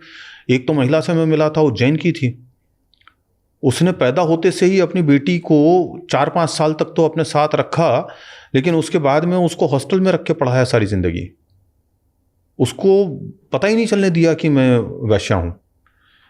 एक बंदा जो उसके साथ में था, उसने किसी कारण से नाराज होकर के उस लड़की को उसकी मां की सच्चाई बता दी। बेटी पे क्या गुजरा होगा आप सोच समझ सकते हैं। लेकिन जब बेटी को यह महसूस हुआ कि मेरी मां ने मेरे लिए कितना बड़ा सेक्रीफाइस किया है, तब उस बेटी के मन में कितना गर्व आया होगा, आप ये सोच सकते हैं। और जब मैंने उन दोनों से मुलाकात की थी और मुझको जब ये कहानी पता चली थी, तो वो कहानी लिखते वक्त मेरे मन में क्या भाव आया होगा, ये आप सोच सकते हैं। गैंगस्टर्स की हिस्ट्री में, अंडरवर्ल्ड की हिस्ट्री में कौन से ऐसे अड्डे थे, कौन से ऐसे बार्स थे जो बहुत रेलेवेंट थे, जो सारे गैंगस्टर और सारे अंडरवर्ल्ड के लोगों के अड्डे रह चुके हैं? सब मेन बार्स थे जहाँ पे सब ये सारी चीज़ें होती थी। सबसे ज़्यादा फेमस कौन से? सबसे ज़्यादा फेमस तो मुंबई का जो है टोपाज बार था, जिसमें एक वक्त में करीब 700-800 लड़कियां होती थी, और एट अ टाइम फ्लोर पे 200-250 लड़कियां हुआ करती थी। वेरियस फ्लोर्स पे, 3 फ्लोर्स के 3 मंजिल पे उनका बार चलता था, और हर रूम में जो है एट टाइम 10-10, 20-20 लड़कियां होती थी, और हर 1-1, 2-2 घंटे में लड़कियां पाली बदलती थीं। मतलब इस फ्लोर पे नाचने वाली लड़की जाएगी, अपने कपड़े वपड़े जो पसीने में भीग गए हैं वो जाके बदलती है, और फिर दूसरे किसी फ्लोर पे चले जाती है, वहाँ नाचती। और अगर कोई दूर, यानी कि कोई मुर्गा बकरा उनके पकड़ में आ गया है उसी फ्लोर पे, जो उन पे अच्छा पैसा लुटा रहा है, तो वापस उसी फ्लोर पे आती थी कपड़े बदल करके, और ज़्यादा सेक्सी कपड़े पहन करके आ जाती थी, और फिर उसके बाद में उनके साथ वो करती थी। और उसमें अमूमन मुंबई के जितने भी अच्छे डांस बार हुआ करते थे, उसमें 2 तरह के रूम्स होते थे। एक कॉमन लोगों के लिए होता था और एक स्पेशल होता था, और एक तीसरा और क्लास होता था, दैट इज़ प्राइवेट। तो प्राइवेट जो रूम्स होते थे वो छोटे साइज़ के होते थे, उसमें 1-2 ही सोफ़ा लगे होते थे, उसमें 1, 2 या 4 लोगों के बैठने का अरेंजमेंट होता था, और वहाँ पे उनकी पसंद की लड़की आकर के डांस करेगी 2 घंटा, 4 घंटा, 6 घंटा जितना भी है, वहीं उनको ड्रिंक्स सर्व होंगे और वो सब होंगे, और वहीं पे वो लोग अपना कर कुरा करके और आगे के पीछे के जो भी रास्ते हैं उससे निकल जाया करते थे। स्पेशल वाली जगह पे स्पेशल लड़कियाँ होती थी, नॉर्मल वाली जगह पे नॉर्मल लड़कियाँ होती थी। तो वो लड़कियों का भी अपना एक क्लास होता था और वो उसके हिसाब से ही वहाँ डांस करती थी। मोस्टली जो अंडरवर्ल्ड के लोग होते थे वो अपना स्पेशल क्लास में या प्राइवेट उसमें मुजरों में जा कर के बैठा करते थे, अपना शामें रंगीन करते थे, रातें रंगीन करनी है रातें रंगीन करते थे, लड़कियों को साथ लेके जाना है लेकर के भी जाया करते थे। बार मालिक की तो औकात हिम्मत नहीं होती थी कि रोक लें उनको, तो उनके साथ जाया करती थी। एक यहाँ पे येड़ा गोपाल नाम का एक किलर होता था, गैंगस्टर होता था, पूरा हमारे वेस्टर्न सबर्ब्स में ऑपरेट करता था। वो साला इतना पागल और बदकार आदमी था कि जब उसको बियर पीनी है या कुछ भी उसके दिमाग में आ जाए तो किसी भी डांस बार में कहीं घुस जाएगा और वहाँ से 2-3 बॉटल जो भी हैं वो ले लेगा, उसके साथ वाले भी उठा लेंगे, और कोई लड़की पसंद आ गई तो उठा करके वो अपने कंधे पे लाद लेगा और ले करके और निकल जाएगा। हाथ में उसके पिस्टल विस्टल रहती थी और सबको मालूम था कि ये साला येड़ा गोपाल एक पागल आदमी है।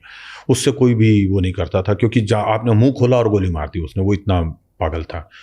और वो जाते जाते अंदर बार में या आते हुए वो गल्ला जो होता था, कैश बॉक्स, उसमें हाथ डालेगा, जितना कैश है वो निकाल करके जेब में ठूंस लेगा, जेब में नहीं ठूंसेगा तो वहाँ पे बार में ले जा करके ऐसे उड़ा देगा, फेंक देगा बार का ही पैसा, बार का ही पैसा। वो सबको बोलेगा लूट लो, और बार का मालिक बेचारा चुप खड़ा होकर के, मैनेजर चुप देखेगा, हिम्मत नहीं है कि उसको रोक दे, बोल दे।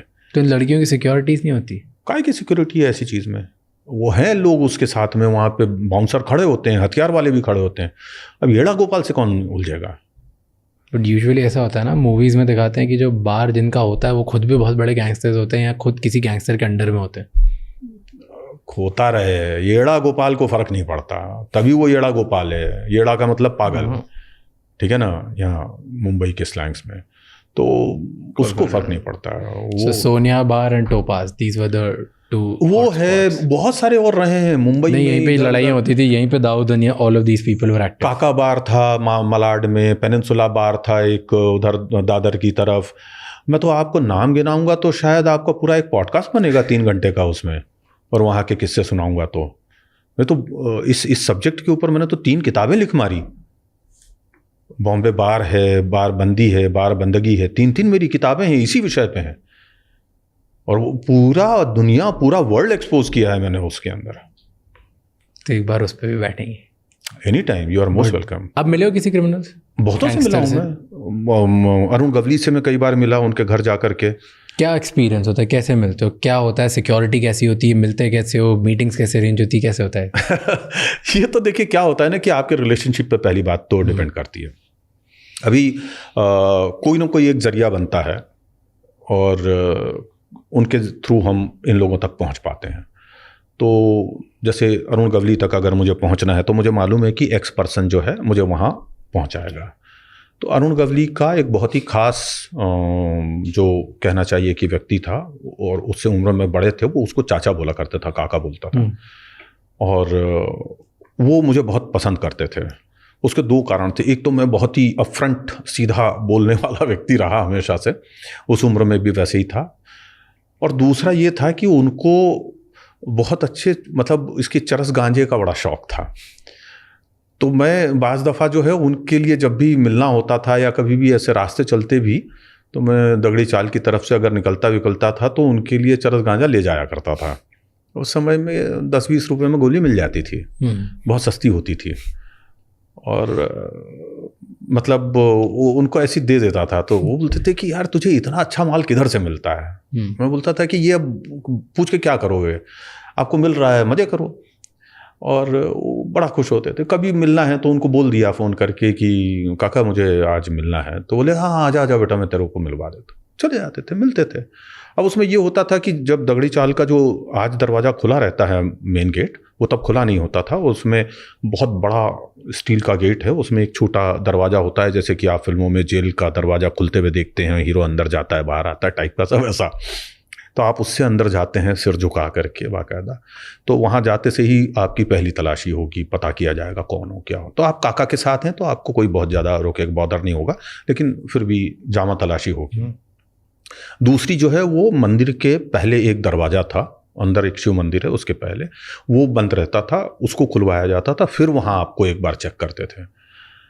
फिर उसके बाद में जो बिल्डिंग है उस बिल्डिंग का दरवाज़ा बंद रहता था, वो खुलता था, फिर आप ऊपर जा सकते थे। तो ऊपर जाने के पहले आपको नीचे ही एक बैठक होती थी, उस बैठक में आपको बैठा दिया जाता था और वहाँ पे थोड़ी देर आपको एक कूलिंग पीरियड दिया जाता था। वहाँ पे आपको सीसीटीवी से उनके एक दो लोग जो है वॉच करते थे, ऑब्जर्व करते थे कि ये बंदा कर क्या रहा है, रेस्टलेस है नहीं है, क्या है क्या नहीं है। फिर उसके बाद 5-10 मिनट, 15 मिनट, आधा घंटा, 1 घंटे बाद में ऊपर बुलावा आएगा। ऊपर जाने के पहले जो सीढ़ियाँ हैं वहाँ पे दरवाज़ा बंद होता था, वहाँ पे फिर चेक होता था। ऊपर पहुँचने के बाद में अंदर दरवाजे फिर से एक ताला लगा हुआ है, फिर वो खुलेगा, फिर आप अंदर जाएंगे। तो ऐसे 5-6 दरवाजे होते थे। सेम इसी तरह की चीज़ें जो हैं वो हुसैन वस्त्रा के यहाँ भी थी, जो कि अपने वक्त का एक गैंगस्टर ही था, लेकिन बाद में वो अच्छा बड़ा ये बना था, क्या बोलते हैं, पुलिस इन्फॉर्मर बन गया था। उसके यहाँ भी सेम इसी तरह की प्रोसेस हुआ करती थी। तो उनके यहाँ आप जाएंगे तो फिर उसके बाद में वहाँ पहुँचने के बाद में सब चीज़ें नॉर्मल हैं, पसीना गुलाब है। वहाँ पे फिर आप बैठे हैं, बात कर रहे हैं, बड़े इत्मीनान से सब चर्चा होगी, क्या है क्या नहीं है, चाय कॉफ़ी पूछेंगे, खाने का वक्त है तो आपसे खाना पूछेंगे, पूरी मेहमान नवाजी, पूरी खातिरदारी करेंगे वो लोग। और आप इनकार करेंगे तो हो सकता है कि वो थोड़ा सा नाराज़ भी हों कि अरे क्या आप आते हैं हमारे यहाँ, कुछ खाते पीते नहीं है। आप बोलेंगे कि नहीं नहीं, मैं तो खा पी करके निकला हूँ, अब तो पेट में जगह नहीं है, तो पर चाय तो पीनी पड़ेगी टाइप का हो जाता है। आपको अगर मन है पीजिए, नहीं मन है मत पीजिए, जो भी है। एक फिर वो रिलेशन मेंटेन कर सकते हैं आप तो कीजिए, बढ़ता है तो बढ़ाइए, नहीं बढ़ता है, वो सामने से नहीं बढ़ाना चाहते हैं, वो अलग मुद्दा है।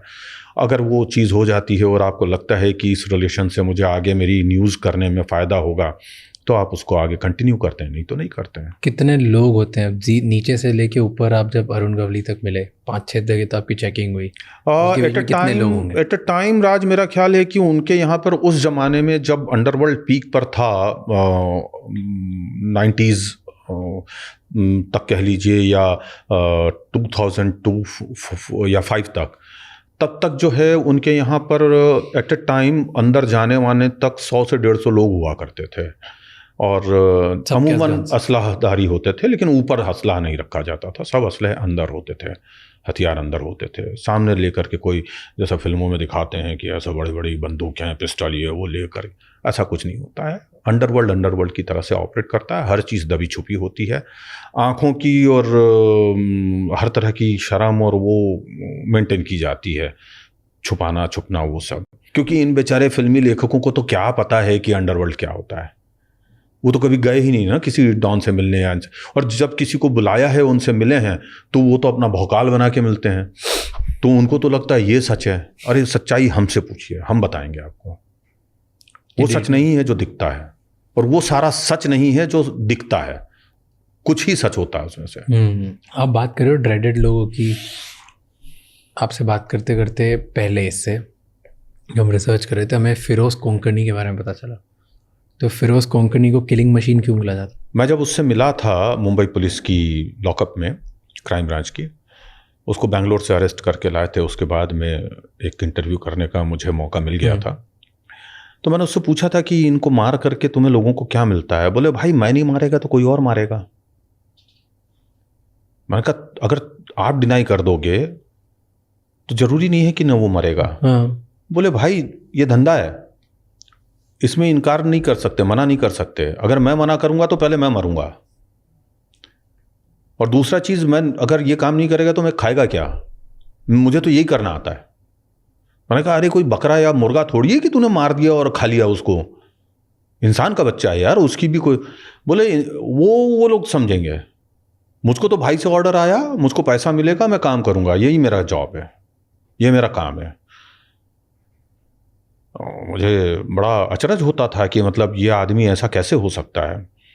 लेकिन बातचीत करते करते करते करते में मुझे एक ऐसी चीज़ निकल कर के आई जिसने कि मतलब मेरे होश फाख्ता कर दिया। उसने बोला कि जब मैं किसी को मारता हूं तो मुझे ऐसा लगता है मैं किसी औरत के साथ सोया है, सेक्स किया यानी। इतना मजा आता है। हाँ, और तब मुझे फॉरेंसिक साइकोलॉजी की उस टर्म के बारे में खटाक से याद आया कि the person who kills someone for a sexual pleasure is called psycho sex killer and he is a psycho sex killer who is just sitting next to मी।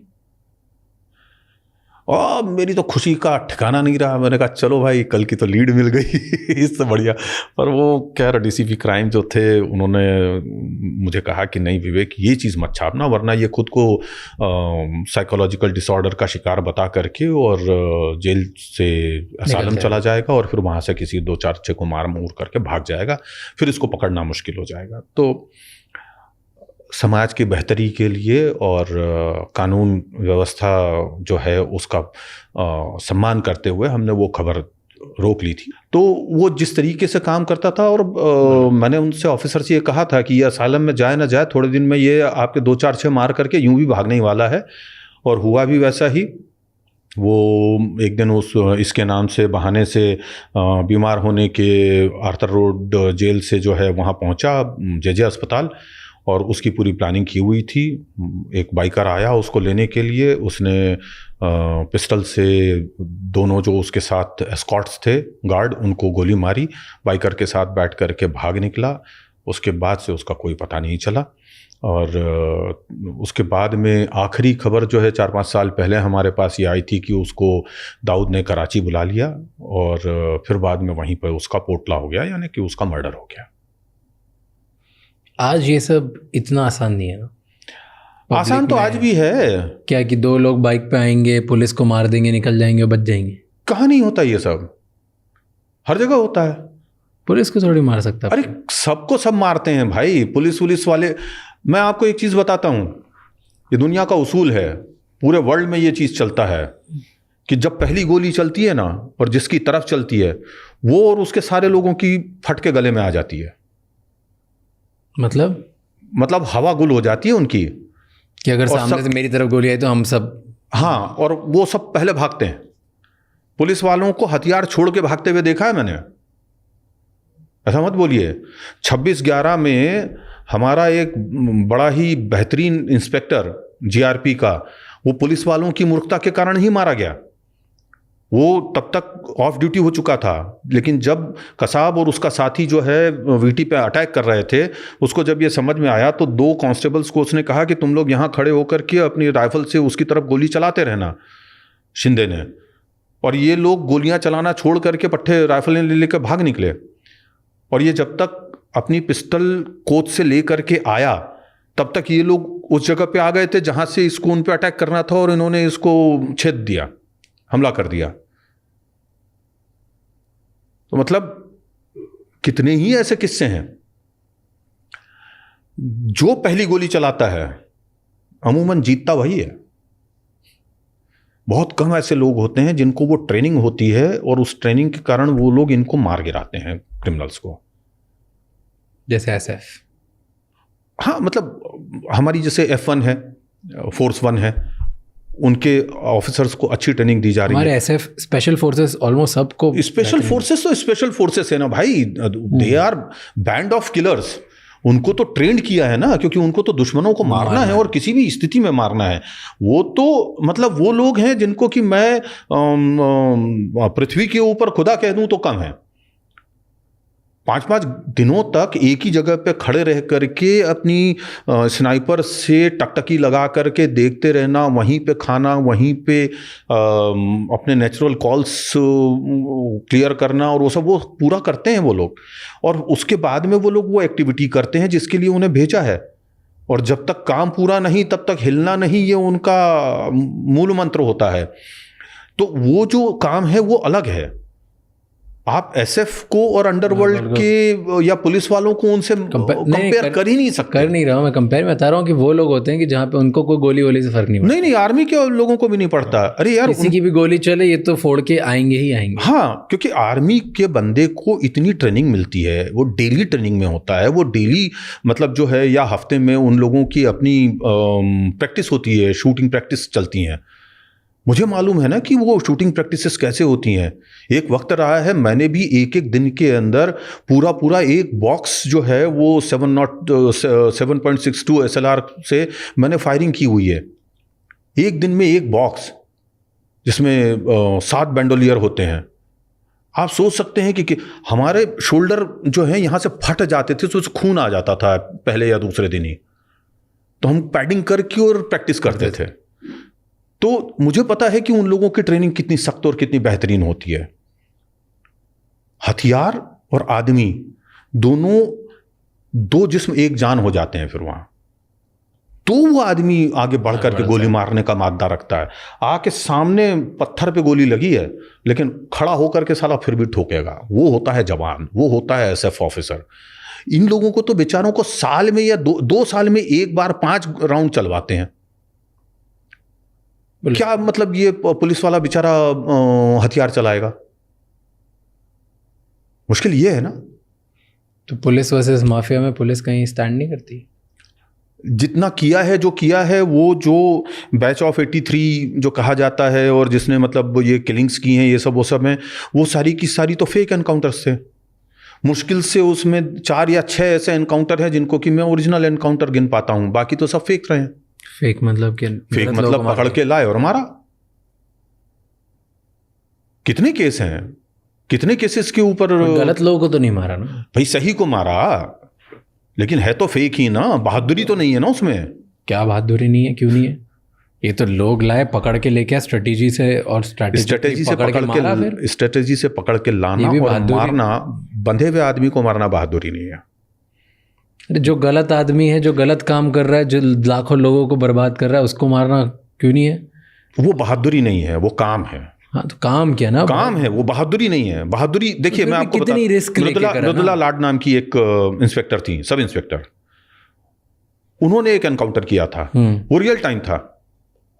वो बहादुरी थी। सड़क पे दौड़ करके उसका पीछा करके गोली मारी। बट अगर आप स्मार्टनेस से पकड़ के मार सकते हो तो क्यों? वो स्मार्टनेस नहीं है भाई। जोश में होश क्यों खोना, जब स्मार्टनेस से आप इज्जत से वो स्मार्टनेस नहीं है राज। मेरी बात समझने की कोशिश कीजिए। वो या तो गैंगस्टर्स के लिए आप काम कर रहे हो, सुपारी लेकर के दूसरे गैंग के लोगों को मार रहे हो, जो एलिगेशंस हमेशा से लगते आए हैं हमारे फेक एनकाउंटर करने वाले सो कॉल्ड एनकाउंटर स्पेशलिस्ट के ऊपर, या फिर आपने अपनी ही सनक के लिए किया है कि मुझे नंबर बढ़ाने हैं।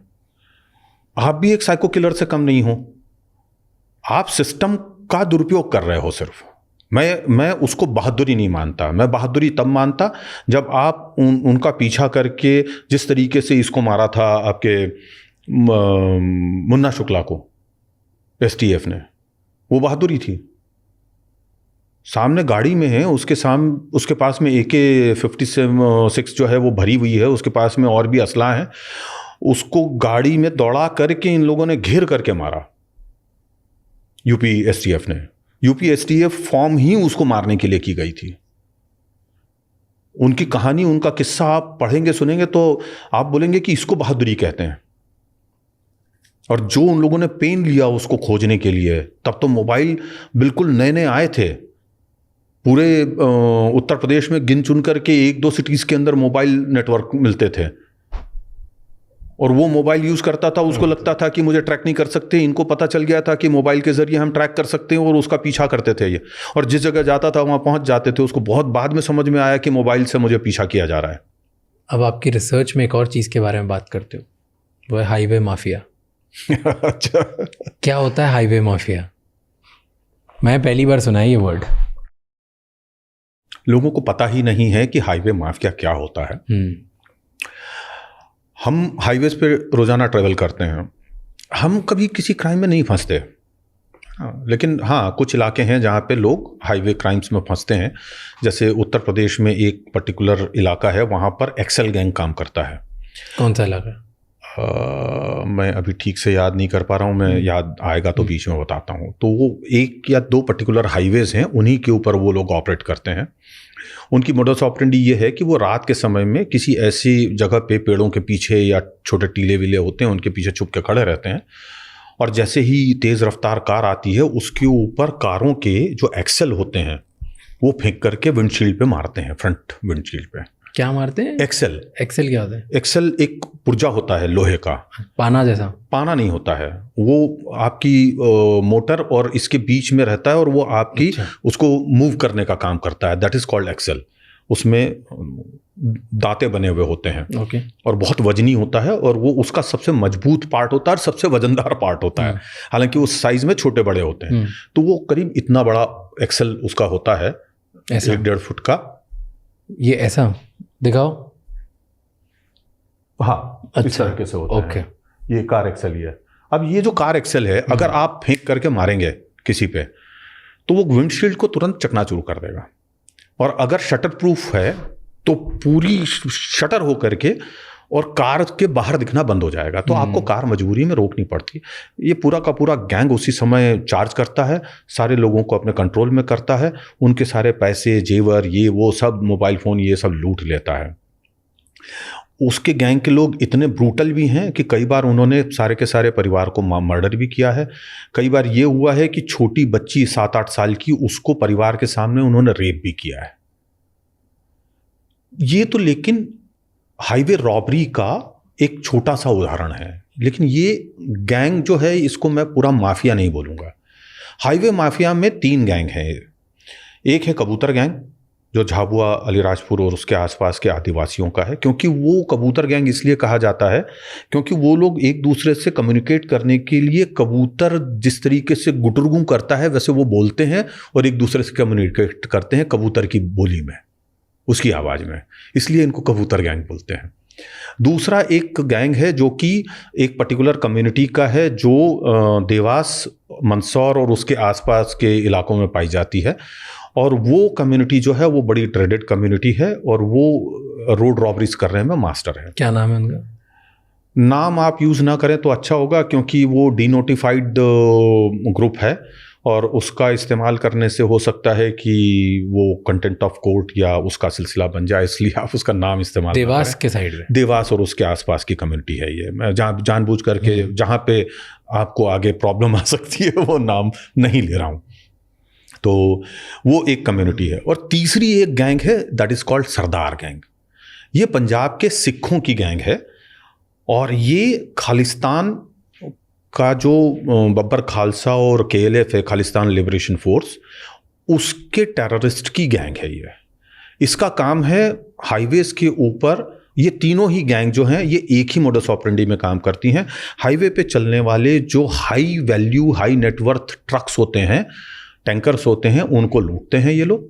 उनका जो माल है ये मार्केट में 30 से लेकर 50% कम कीमत के ऊपर बेच देते हैं रिसीवर्स को।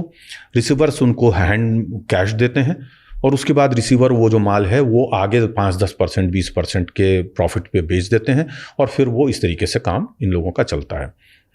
और पहले तो ये लोग सिर्फ ट्रक में से माल लूट करके बेचते थे, आजकल ये लोग पूरा का पूरा ट्रक भी बेच देते हैं। माल अलग को बेचते हैं, ट्रक किसी और को बेच देते हैं। ट्रक डिसमेंटल हो करके उसका पुर्जा फिर जो है वो बिक जाता है। तो आपका 30 लाख, 50 लाख, 20 लाख, 22 लाख का जो ट्रक होता है वो 10, 12, 15 लाख रुपए उसकी भी कीमत वसूल हो जाती है।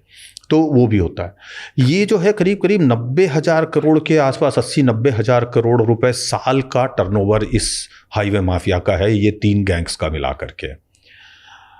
इतना बड़ा इन लोगों का काम है। अब आप बोलेंगे कि इतना पैसा कहाँ से आएगा, क्यों आएगा? ITC की जो सिगरेट्स का एक ट्रक होता है उसकी वैल्यू करीब करीब 8-8.5 करोड़ से लेकर के 25 करोड़ रुपए तक की होती है। एक ट्रक लूट लेने के बाद में 25 करोड़ का ट्रक जो है उसकी मार्केट वैल्यू 25 करोड़ है, और जैसे ही वो मार्केट में पहुंचता है 25 करोड़ के सामने 12-15 करोड़ रुपए इनको मिल जाते हैं कैश। डिब्बा जो होता है यानी रिसीवर, वो उसको ऊपर अपने 1-2 करोड़ रुपए रख करके और थोक वालों को दे देता है, थोक वाले उसके ऊपर 10-5% का फायदा लेकर के रिटेलर्स को दे देते हैं, और ये पूरा काम 1 हफ्ते में 5 दिन 3 दिन में हो जाता है। तो ये जो सिगरेट निकली है, ये सिगरेट छोटे छोटे पान की दुकानों पे बिक जाती है। मोबाइल फोन आपका one of the best quality जो फोन्स हैं वो से लेकर के और छोटी लेवल तक के फ़ोन जो हैं वो आज सस्ते से सस्ता फ़ोन 2000 का है, 800-1000 रुपये का है, और महंगे फ़ोन जो हैं 2-2.5 लाख रुपए तक के हैं। अगर एक ट्रक आईफोन का 20 फीट कंटेनर लूटा जाता है तो वो करीब करीब 20 से 25 करोड़ का होता है, और मार्केट में वो तुरंत बिकता है। ऐसे ट्रक्स लूटे जाते हैं, डाई लूटी जाती है, पेट्रोलियम प्रोडक्ट्स लूटे जाते हैं, मेडिसिन जो होती है फार्मास्यूटिकल यूज़ के लिए जो 10-5 हज़ार रुपये किलो से लेकर के 5-10 लाख रुपए किलो तक की होती है वो लूटी जाती है और मार्केट में बेची जाती है। ये सारा काम जो है ये तीनों गैंग मिलके करते हैं अलग अलग अपने अपने एरियाज में। और ये इनमें से जो ये खालिस्तान गैंग जो जिसकी मैं बात कर रहा हूँ, जिसके ऊपर हमने पूरी की पूरी एक किताब लिखी हुई है हाईवे माफिया के नाम से ही, इस किताब में हमने पूरा ये गैंग के मोडस ऑपरेंडी, उनके काम करने के तरीके, उनके पास्ट जो ऑपरेशंस हैं वो, और उनके फोटोग्राफ्स तक हमने छापे हैं। मेरे पास में करीब करीब इस गैंग्स के 450 से ज़्यादा फोटोग्राफ्स हैं जो कि मैंने 17-18 साल के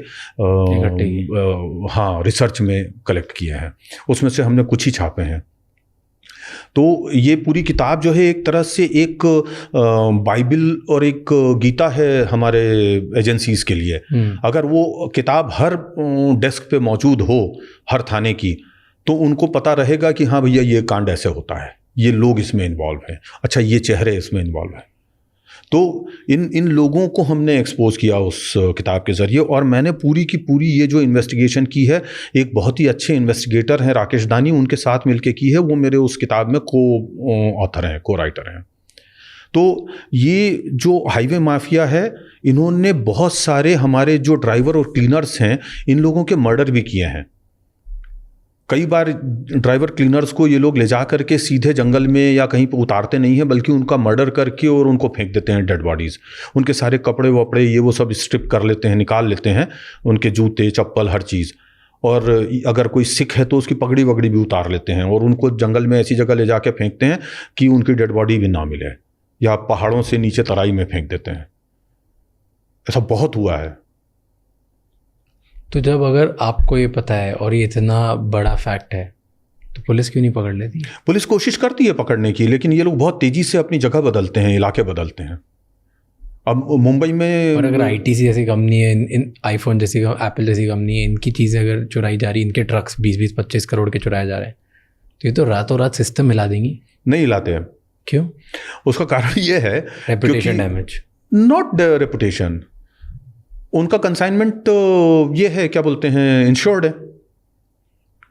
उनका एक आदमी जाता है पुलिस थाने में, सर मेरा माल चोरी हो गया, ये पकड़िए 5000 रुपये, मेरी शिकायत लिख दीजिए, एफआईआर बना दीजिए। एफआईआर की कॉपी लेते हैं, ले करके जाते हैं, इंश्योरेंस क्लेम करते हैं, अपने घर जाते हैं। बेचारा एक आदमी 2 आदमी जान से गया, उनको परवाह नहीं, उनने तो अपना क्लेम सेटल कर लिया। एजेंसियाँ भी आराम से क्लेम दे देती हैं। बहुत कम ऐसी एजेंसीज हैं जो कि इनके पीछे लगती हैं, या बहुत कम लोग हैं जो एजेंसीज ये इनके पीछे लगते हैं। तो इंश्योरेंस कंपनी को 25 करोड़ रुपए हर थोड़े दिन में देना पड़ रहा है, वो नहीं इसके पीछे उनको फ़र्क नहीं पड़ता ना। साल का अगर 50,000 करोड़ का बिजनेस मिल रहा है और उससे अगर उनको 1,000 करोड़ रुपए देना पड़ा तो 49,000 करोड़ की प्रॉफिट हुई। सारा जो आपका खेल है ये इंश्योरेंस का वो यही है। तो वो 1,000 करोड़ बांटते हैं आराम से, पर किसी को कोई मतलब नहीं है इससे। किसी को मतलब नहीं है, पुलिस वाले को भी नहीं है, किसी को नहीं है।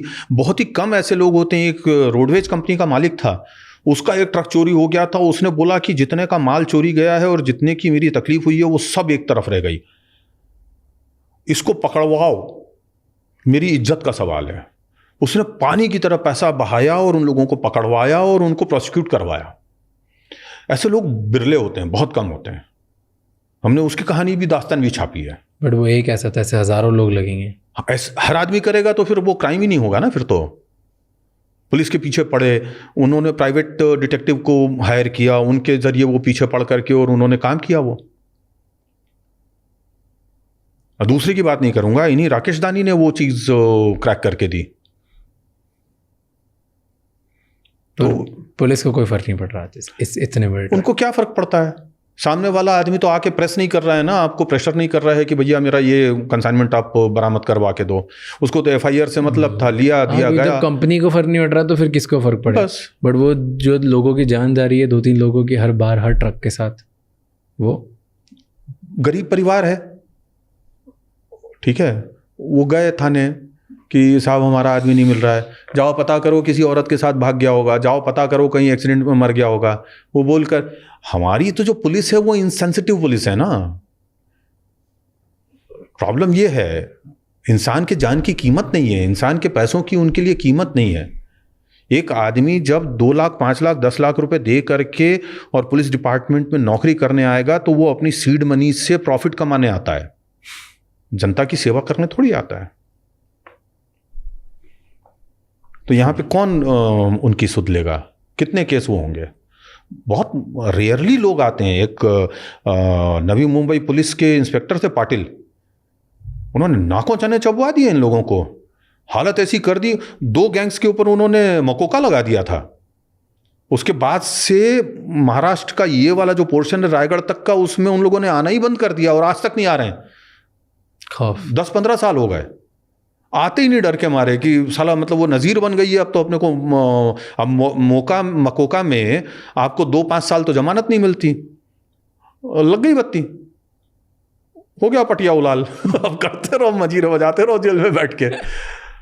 अंडरवर्ल्ड किससे डरता? सबसे खूंखार पुलिस ऑफिसर कौन था जिसने सबको डरा रखा था? यार इसमें कोई नहीं खूंखार था। हाँ, अपने वक्त में जैसे ये थे, क्या नाम है उनका, वाईसी पवार, वो खूंखार थे। क्या था उनमें से? वाईसी पवार तो मतलब एकदम ही वॉज अ बुलडॉग। उनको ये लेकर के आए थे, क्या नाम है, अपने जो उस वक्त कमिश्नर थे, तो उन्होंने कहा था, जूलियस एफ रिबेरो, उन्होंने कहा था कि मुझे ये अंडरवर्ल्ड, ये गैंगस्टर नहीं चाहिए अपने एरिया में, मुंबई में, क्लीन इट। तो उन्होंने रिसर्च किया उस चीज़ के बारे में कि ये क्राइम कैसे पनपता है। उनको समझ में आया कि अच्छा, कच्ची दारू जो है ये इनकी फाइनेंशियल बैकबोन है। उन्होंने कच्ची दारू को ख़त्म करना शुरू किया। फिर उसके बाद में इन्होंने उन लोगों के ऊपर वो किया। उन्होंने रात में सोते हुए वरदराजन मुदलियार को अरेस्ट करवा करके बनियान में और लुंगी में पूरे रास्ते में परेड करवाते हुए थाने लेकर के गए। और उस चीज़ से वो इतना आहत हुआ कि वो छोड़ करके फ्लाई करके सीधा मद्रास गया, मरने दम तक वहीं रहा। उसके बाद में वो आदमी जब मर गया तो उसकी लास्ट विश थी कि मेरी जो अंतिम यात्रा हो वो मुंबई की सड़कों पे निकले और मैं यहाँ पे जलाया जाऊँ, अंतिम संस्कार हो। वो पूरा करने के लिए हाजी मस्तान जो है एयर इंडिया की चार्टर्ड फ्लाइट लेकर के मद्रास गया, वहाँ से उसका शव उसमें लेकर के आया और उसके बाद में उसने यहाँ पर उसका अंतिम संस्कार किया। वो इतनी बड़ी बेइज्जती वो कभी जीवन में भूल नहीं पाया, झेल पाया, और वो चला गया वहाँ से। वो खौफ था। बाद के तो ये लोग सब, इनको तो मैं खौफ वाला कोई मानता नहीं किसी को भी। 2-4-6 अफसर उस जमाने में जो हुए हैं आपके, इनका खौफ था। क्या नाम है, इसहाक बागवान का भी कुछ हद तक खौफ रहा है। देन फिर इनसे भी, राकेश मारिया से भी काफ़ी डरा करते थे लोग। लेकिन ये सब जो ये एनकाउंटर क्लास है, मैं उसको तो खौफ पैदा करने वाला किसी को नहीं मानता। आज आपको क्या लगता है इंडिया की सबसे बड़ी जो स्टोरी है वो क्या है जिसके ऊपर लोग ध्यान ही नहीं दे रहे? In terms of organise crime तो जो सबसे बड़ा क्राइम है वो तो ये है कि आपके देश का जो पैसा है वो किस तरीके से चूसा जा रहा है थ्रू साइबर क्राइम। बहुत बड़े पैमाने पे सम कंट्रीज स्टेट एक्टर्स जो हैं वो ऑपरेटिव हैं। जैसे एग्जांपल दो। अब एग्जांपल के लिए मैं बताता हूँ आपको, कॉस्मोस बैंक साइबर हाइस्ट, बहुत बड़ा कांड है वो। उसमें समवेयर अराउंड 100 करोड़ प्लस पैसा जो है 3 दिन के वक्फे में बैंक से साइफन ऑफ हो गया। हमारे भाई लोग सोते ही रहे, उनको पता ही नहीं चला। और जब ये चीज़ पता चली तब तक वो पैसा नॉर्थ कोरिया के जो स्टेट एक्टर्स थे उन लोगों ने इधर उधर घुमा करके और वो खा गए। बाद में हम एक्टिव हुए, उसमें से कुछ 40-50 करोड़ रुपए हम रिकवरी कर पाए, बाकी नहीं कर पाए, फ्रीज कर पाए। ऐसा बहुत सारी चीज़ें चल रही हैं। दूसरी जो है, हमारे देश के ही लोगों को, बच्चों को बहला फुसला करके और कंबोडिया, बैंकॉक, थाईलैंड, ऐसे 3-4 वियतनाम वगैरह देश हैं, वहाँ पे ले जाया जा रहा है और वहाँ पर उनको रख करके उनको साइबर स्लेव बना करके और उनसे हमारे ही देश के लोगों से ठगी करवाई जा रही है। वहाँ पे बड़े बड़ी फैसिलिटीज़ बन गई हैं, कॉल सेंटर्स बने हुए हैं जिसमें इन लड़कियों को रखा जाता है। वहाँ पे उनसे बिल्कुल स्लेव्स जैसा, गुलामों जैसा बर्ताव होता है और वो लोग हमारे यहाँ के लोगों को कॉल करके किसी न किसी तरीके से ल्यूर करके और उनसे पैसे वसूलते हैं। एक बहुत बड़ा फैक्टर चल रहा है, क्राइम चल रहा है, जो है आपके loan applications. Maximum loan application app जो चल रहे हैं वो सारे के सारे चाइना के हैं। लोगों को बहुत इजीली वो लोन देते हैं, लेकिन बाद में वो जब आप पूरा लोन चुका दें उसके बाद भी वो आपसे पीछे पड़े रहते हैं और आपसे पैसा वसूलते हैं। और उसके बाद में कई लोगों ने उन लोन ऐप्स के कारण सुसाइड किया है देश में। इनके ऊपर कोई ध्यान नहीं दे रहा है। और जो सबसे बड़ी चीज़ जो हमारे पूरे देश में ये दिखाई दे रहा है ना आपको, फलानी रमी उसमें आइए, फलाना क्रिकेट वाली ऐप में आइए, उसमें आपको टीम बनाइए, जो जीतेगी तो आपको इतने लाख इतने करोड़ मिलेंगे, मेरी फरारी कार आप जीत सकते हो, मेरा ये सबसे बड़ा आई वॉश है। इसके ऊपर पहले फुर्सत में पहले दिन रोक लगाने की ज़रूरत है। अरे भाई, जब आप बोलते हैं कि फलाने ऐप में आप किसी तरह का जुआ सट्टा नहीं कराते हैं, राइट, ये गेम ऑफ इंटेलिजेंस है, आप बोलते हो रमी, गेम ऑफ स्किल है, तो आप उसके अंदर, मैं जिस दिन अकाउंट बनाऊंगा उस दिन अकाउंट बनाते से ही मुझे 1 लाख, 5 लाख, 10 लाख या 3 लाख या 50,000 या 25,000 पॉइंट्स फ्री क्यों दे रहे हैं? इसलिए दे रहे हैं क्योंकि मैं आकर के वो पॉइंट्स खर्च करूं, जो कि करेंसी है, जो नोट है, जो आपको बाद में पैसे से खरीदना पड़ते हैं पॉइंट्स, और बाद में जब आप वो पॉइंट्स एक्स्ट्रा जीत लेते हो तो वो पॉइंट्स आपको करेंसी के रूप में वापस भी मिलते हैं। तो ये तो सट्टा और जुआ ही है ना। सुप्रीम कोर्ट में कुछ कंपनियों ने जा करके और इस चीज़ को गेम ऑफ स्किल के रूप में वो करवा लिया और उसके अंडर बिनथ ये लोग पूरा का पूरा क्रिकेट का सट्टा, विंबलडन का सट्टा और तमाम तरह के सट्टे खिलवा रहे हैं। कितने लोग हैं, मैं मतलब ऐसे लोगों को जानता हूं जिन्होंने इसके कारण उनके घर परिवार बर्बाद हो गए, उन लोगों ने आत्महत्याएं की हैं, लोगों ने केसेस लगे हुए हैं लोगों के खिलाफ, लेकिन उनके ऊपर कोई काम नहीं हो रहा। क्यों नहीं हो रहा? इसलिए नहीं हो रहा क्योंकि हमारे सिस्टम को उससे कोई मतलब नहीं है। पॉलिटिशियन है, उनको चुनाव जीतना है, पुलिस वाले हैं, उनको करप्शन करना है, IRS, IPS, IJS हैं, उन लोगों को कोई मतलब नहीं है आम जनता से, उनकी नौकरियां चल रही हैं, समाज चल रहा है। पत्रकार हैं, ऐसी स्टोरीज नहीं कर सकते क्योंकि उनके जो टॉप एडिटोरियल लीडर्स हैं वो नहीं चाहते कि ऐसी स्टोरीज हों। मेरे जैसा आदमी चाहता है कि मैं इसके ऊपर एक डॉक्यूमेंट्री बना लूं, मेरे पास पैसा नहीं है मैं डॉक्यूमेंट्री बना लूं, और वो लोग बेचारे संकट में हैं, वो लोग मारे जा रहे हैं, फंसे हुए हैं। बहुत बड़ा का ये कम से कम साल का 7-8 लाख 10 लाख करोड़ का काम है, स्कैम है, क्राइम है, ये फाइनेंशियल क्राइम। इसकी तरफ किसी का ध्यान नहीं है। तो जब इतना बड़ा क्राइम है तो लीगल कैसे है? लीगल ऐसे है कि उन्होंने सिस्टम को, यानी सुप्रीम कोर्ट को, वो पक्ष दिखाया जो वो दिखाना चाहते थे। उनके सामने जो है खड़े होकर के पक्ष दिखाने वाला, दूसरा सिक्के का दूसरा पहलू दिखाने वाला व्यक्ति नहीं था। वो एक्स पार्टी ऑर्डर है एक तरह से। और क्यों नहीं है सामने? कोई तो होगा नहीं, इसको फर्क पड़ता होगा देश में। मुझे पड़ता है, लेकिन मेरे पास में वो ताकत नहीं है ना फाइनेंशियल। बट पब्लिक प्रोसिक्यूटर्स तो होते हैं, उनको। पब्लिक प्रोसिक्यूटर्स क्या होते हैं? पब्लिक प्रोसिक्यूटर्स को आप थोड़े से पैसे दीजिए, वो वैसे ही झुक जाते हैं। बट ऐसे केसेस हुए हैं हमारे देश में जहाँ पे बहुत बड़ी बड़ी फोर्सेज हैं, उनके सामने पब्लिक प्रोसिक्यूटर्स खड़े हुए और उन्होंने हराया उन्हें। हाँ, तो वहां पे हराया, यहाँ नहीं हराया। यही प्रॉब्लम है ना कि भाई हर केस में पब्लिक प्रोसिक्यूटर वैसा ही हो जो लड़े और जीते ना। अब अगर सपोज मुझे वो केस करना पड़े, मुझे सुप्रीम कोर्ट अगर एक बार जाना पड़ जाए, मेरा कम से कम 25,000 रुपये का खर्च होगा। अगर 1 महीने में 4 पेशियां पड़ गई तो मुझे तो लाख रुपए खर्चा आ गया, मैं कैसे वो केस फाइट करूं? इतने बरसों से ये डिमांड हो रही है कि सुप्रीम कोर्ट की 4 अलग अलग और बेंच बनाई जाएं, आज तक नहीं बनाई जा रही है। एक ईस्टर्न बेंच, एक वेस्टर्न बेंच, एक नॉर्थर्न बेंच, एक सदर्न बेंच, ऐसे करके 4 बेंचेस अलग अलग बना दी जाएं, ताकि हर आदमी को सुप्रीम कोर्ट तक ना भागना पड़े, दिल्ली तक। ऐसे बना दी जाएगी तो इन्फ्लुएंस हो जाएगी ना स्टेट गवर्नमेंट से। कैसे? ऐसे नहीं होता। नो, अगर वेस्टर्न जोन वैसे जोन के पावर्स के थ्रू सुप्रीम कोर्ट से वो चलेगा। वहाँ का जो कंसोर्टियम है, या कंसोर्टियम नहीं बोलते हैं उसको, क्या बोलते हैं, वो जो वहाँ का सिस्टम है, वहाँ से वो तय होगा। कौन सा व्यक्ति यहाँ पे जज बनेगा वो तय करता है। महाराष्ट्र का आदमी महाराष्ट्र में ही जज बहुत कम रहता है, उसको कहीं आसाम में, कहीं मेघालय में, कहीं चेरापूंजी में, पता नहीं कहाँ कहाँ भेजा जाता है। क्यों? ताकि वो इन्फ्लुएंस नहीं हो वहाँ के लोकल उनसे या जुडिशरी से। क्योंकि आप यहीं पे वकील थे और यहीं अगर आप जज बन गए तो आपके तो वो सारे लोग कंड्यूट्स हैं एक तरह से, तो आपको हम यहाँ नहीं रहने देंगे, हम आपको भेज देंगे इलाहाबाद, हम आपको भेज देंगे लखनऊ, हम आपको भेज देंगे गुवाहाटी, हम आपको भेज देंगे देहरादून। तो वो वही चीज़ यहाँ भी होगी।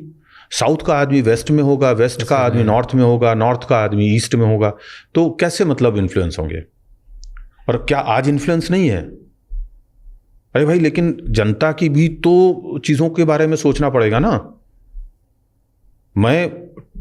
आप अगर यदि इसको डिसेंट्रलाइज कर देते हैं सुप्रीम कोर्ट को, उसका सबसे बड़ा फायदा ये होगा कि दिल्ली के ऊपर जो ट्रैफिक का और वहाँ पे लोगों का लोड है इतना ज़्यादा आने जाने का, वो आपका घट करके 10% 20% तो कम होगा। और सुप्रीम कोर्ट पे डायरेक्ट जो केसेस का बर्डन है, वो केस का बर्डन कम होगा। अरे भाई, जिस हाई कोर्ट की बिल्डिंग में, Mumbai high court, Bombay high court की बिल्डिंग में जो हाई कोर्ट चल रही है, उसी में आप 4 कमरे 6 कमरे दे करके सुप्रीम कोर्ट क्यों नहीं चला सकते? 8 जज या 6 जज यहाँ क्यों नहीं दे सकते, ताकि पूरे वेस्टर्न इंडिया का जो मामला है वो पूरा का पूरा यहाँ चले? तो कितना फर्क पड़ेगा उससे? बहुत कमाल का फर्क पड़ेगा। जुडिशियल रिफॉर्म सबसे पहले ये शुरू होना चाहिए, नीचे से नहीं, ऊपर से होना चाहिए। But thank you so much, pleasure of mind. It was pleasure knowing things जो मैं कभी सोच भी नहीं सकता था। मुझे पता भी नहीं था कि आप कौन सी कहानियाँ और कैसे कैसे कहाँ से डॉट्स कनेक्ट होते हैं और क्या क्या एक्टिव है अभी। एंड हाईवे माफिया वाज, मैंने कभी नहीं सुना था, एंड इट्स इनसेन। प्लस उसके बाद जो स्टार्टिंग में आपने आपके जितने थॉट्स वेल प्रेजेंट करे about what's going on in the country, really commendable. Thank you so much for doing this sir. Pleasure having you. Pleasure of mine, all pleasure of mine. Thank you so much for having me here.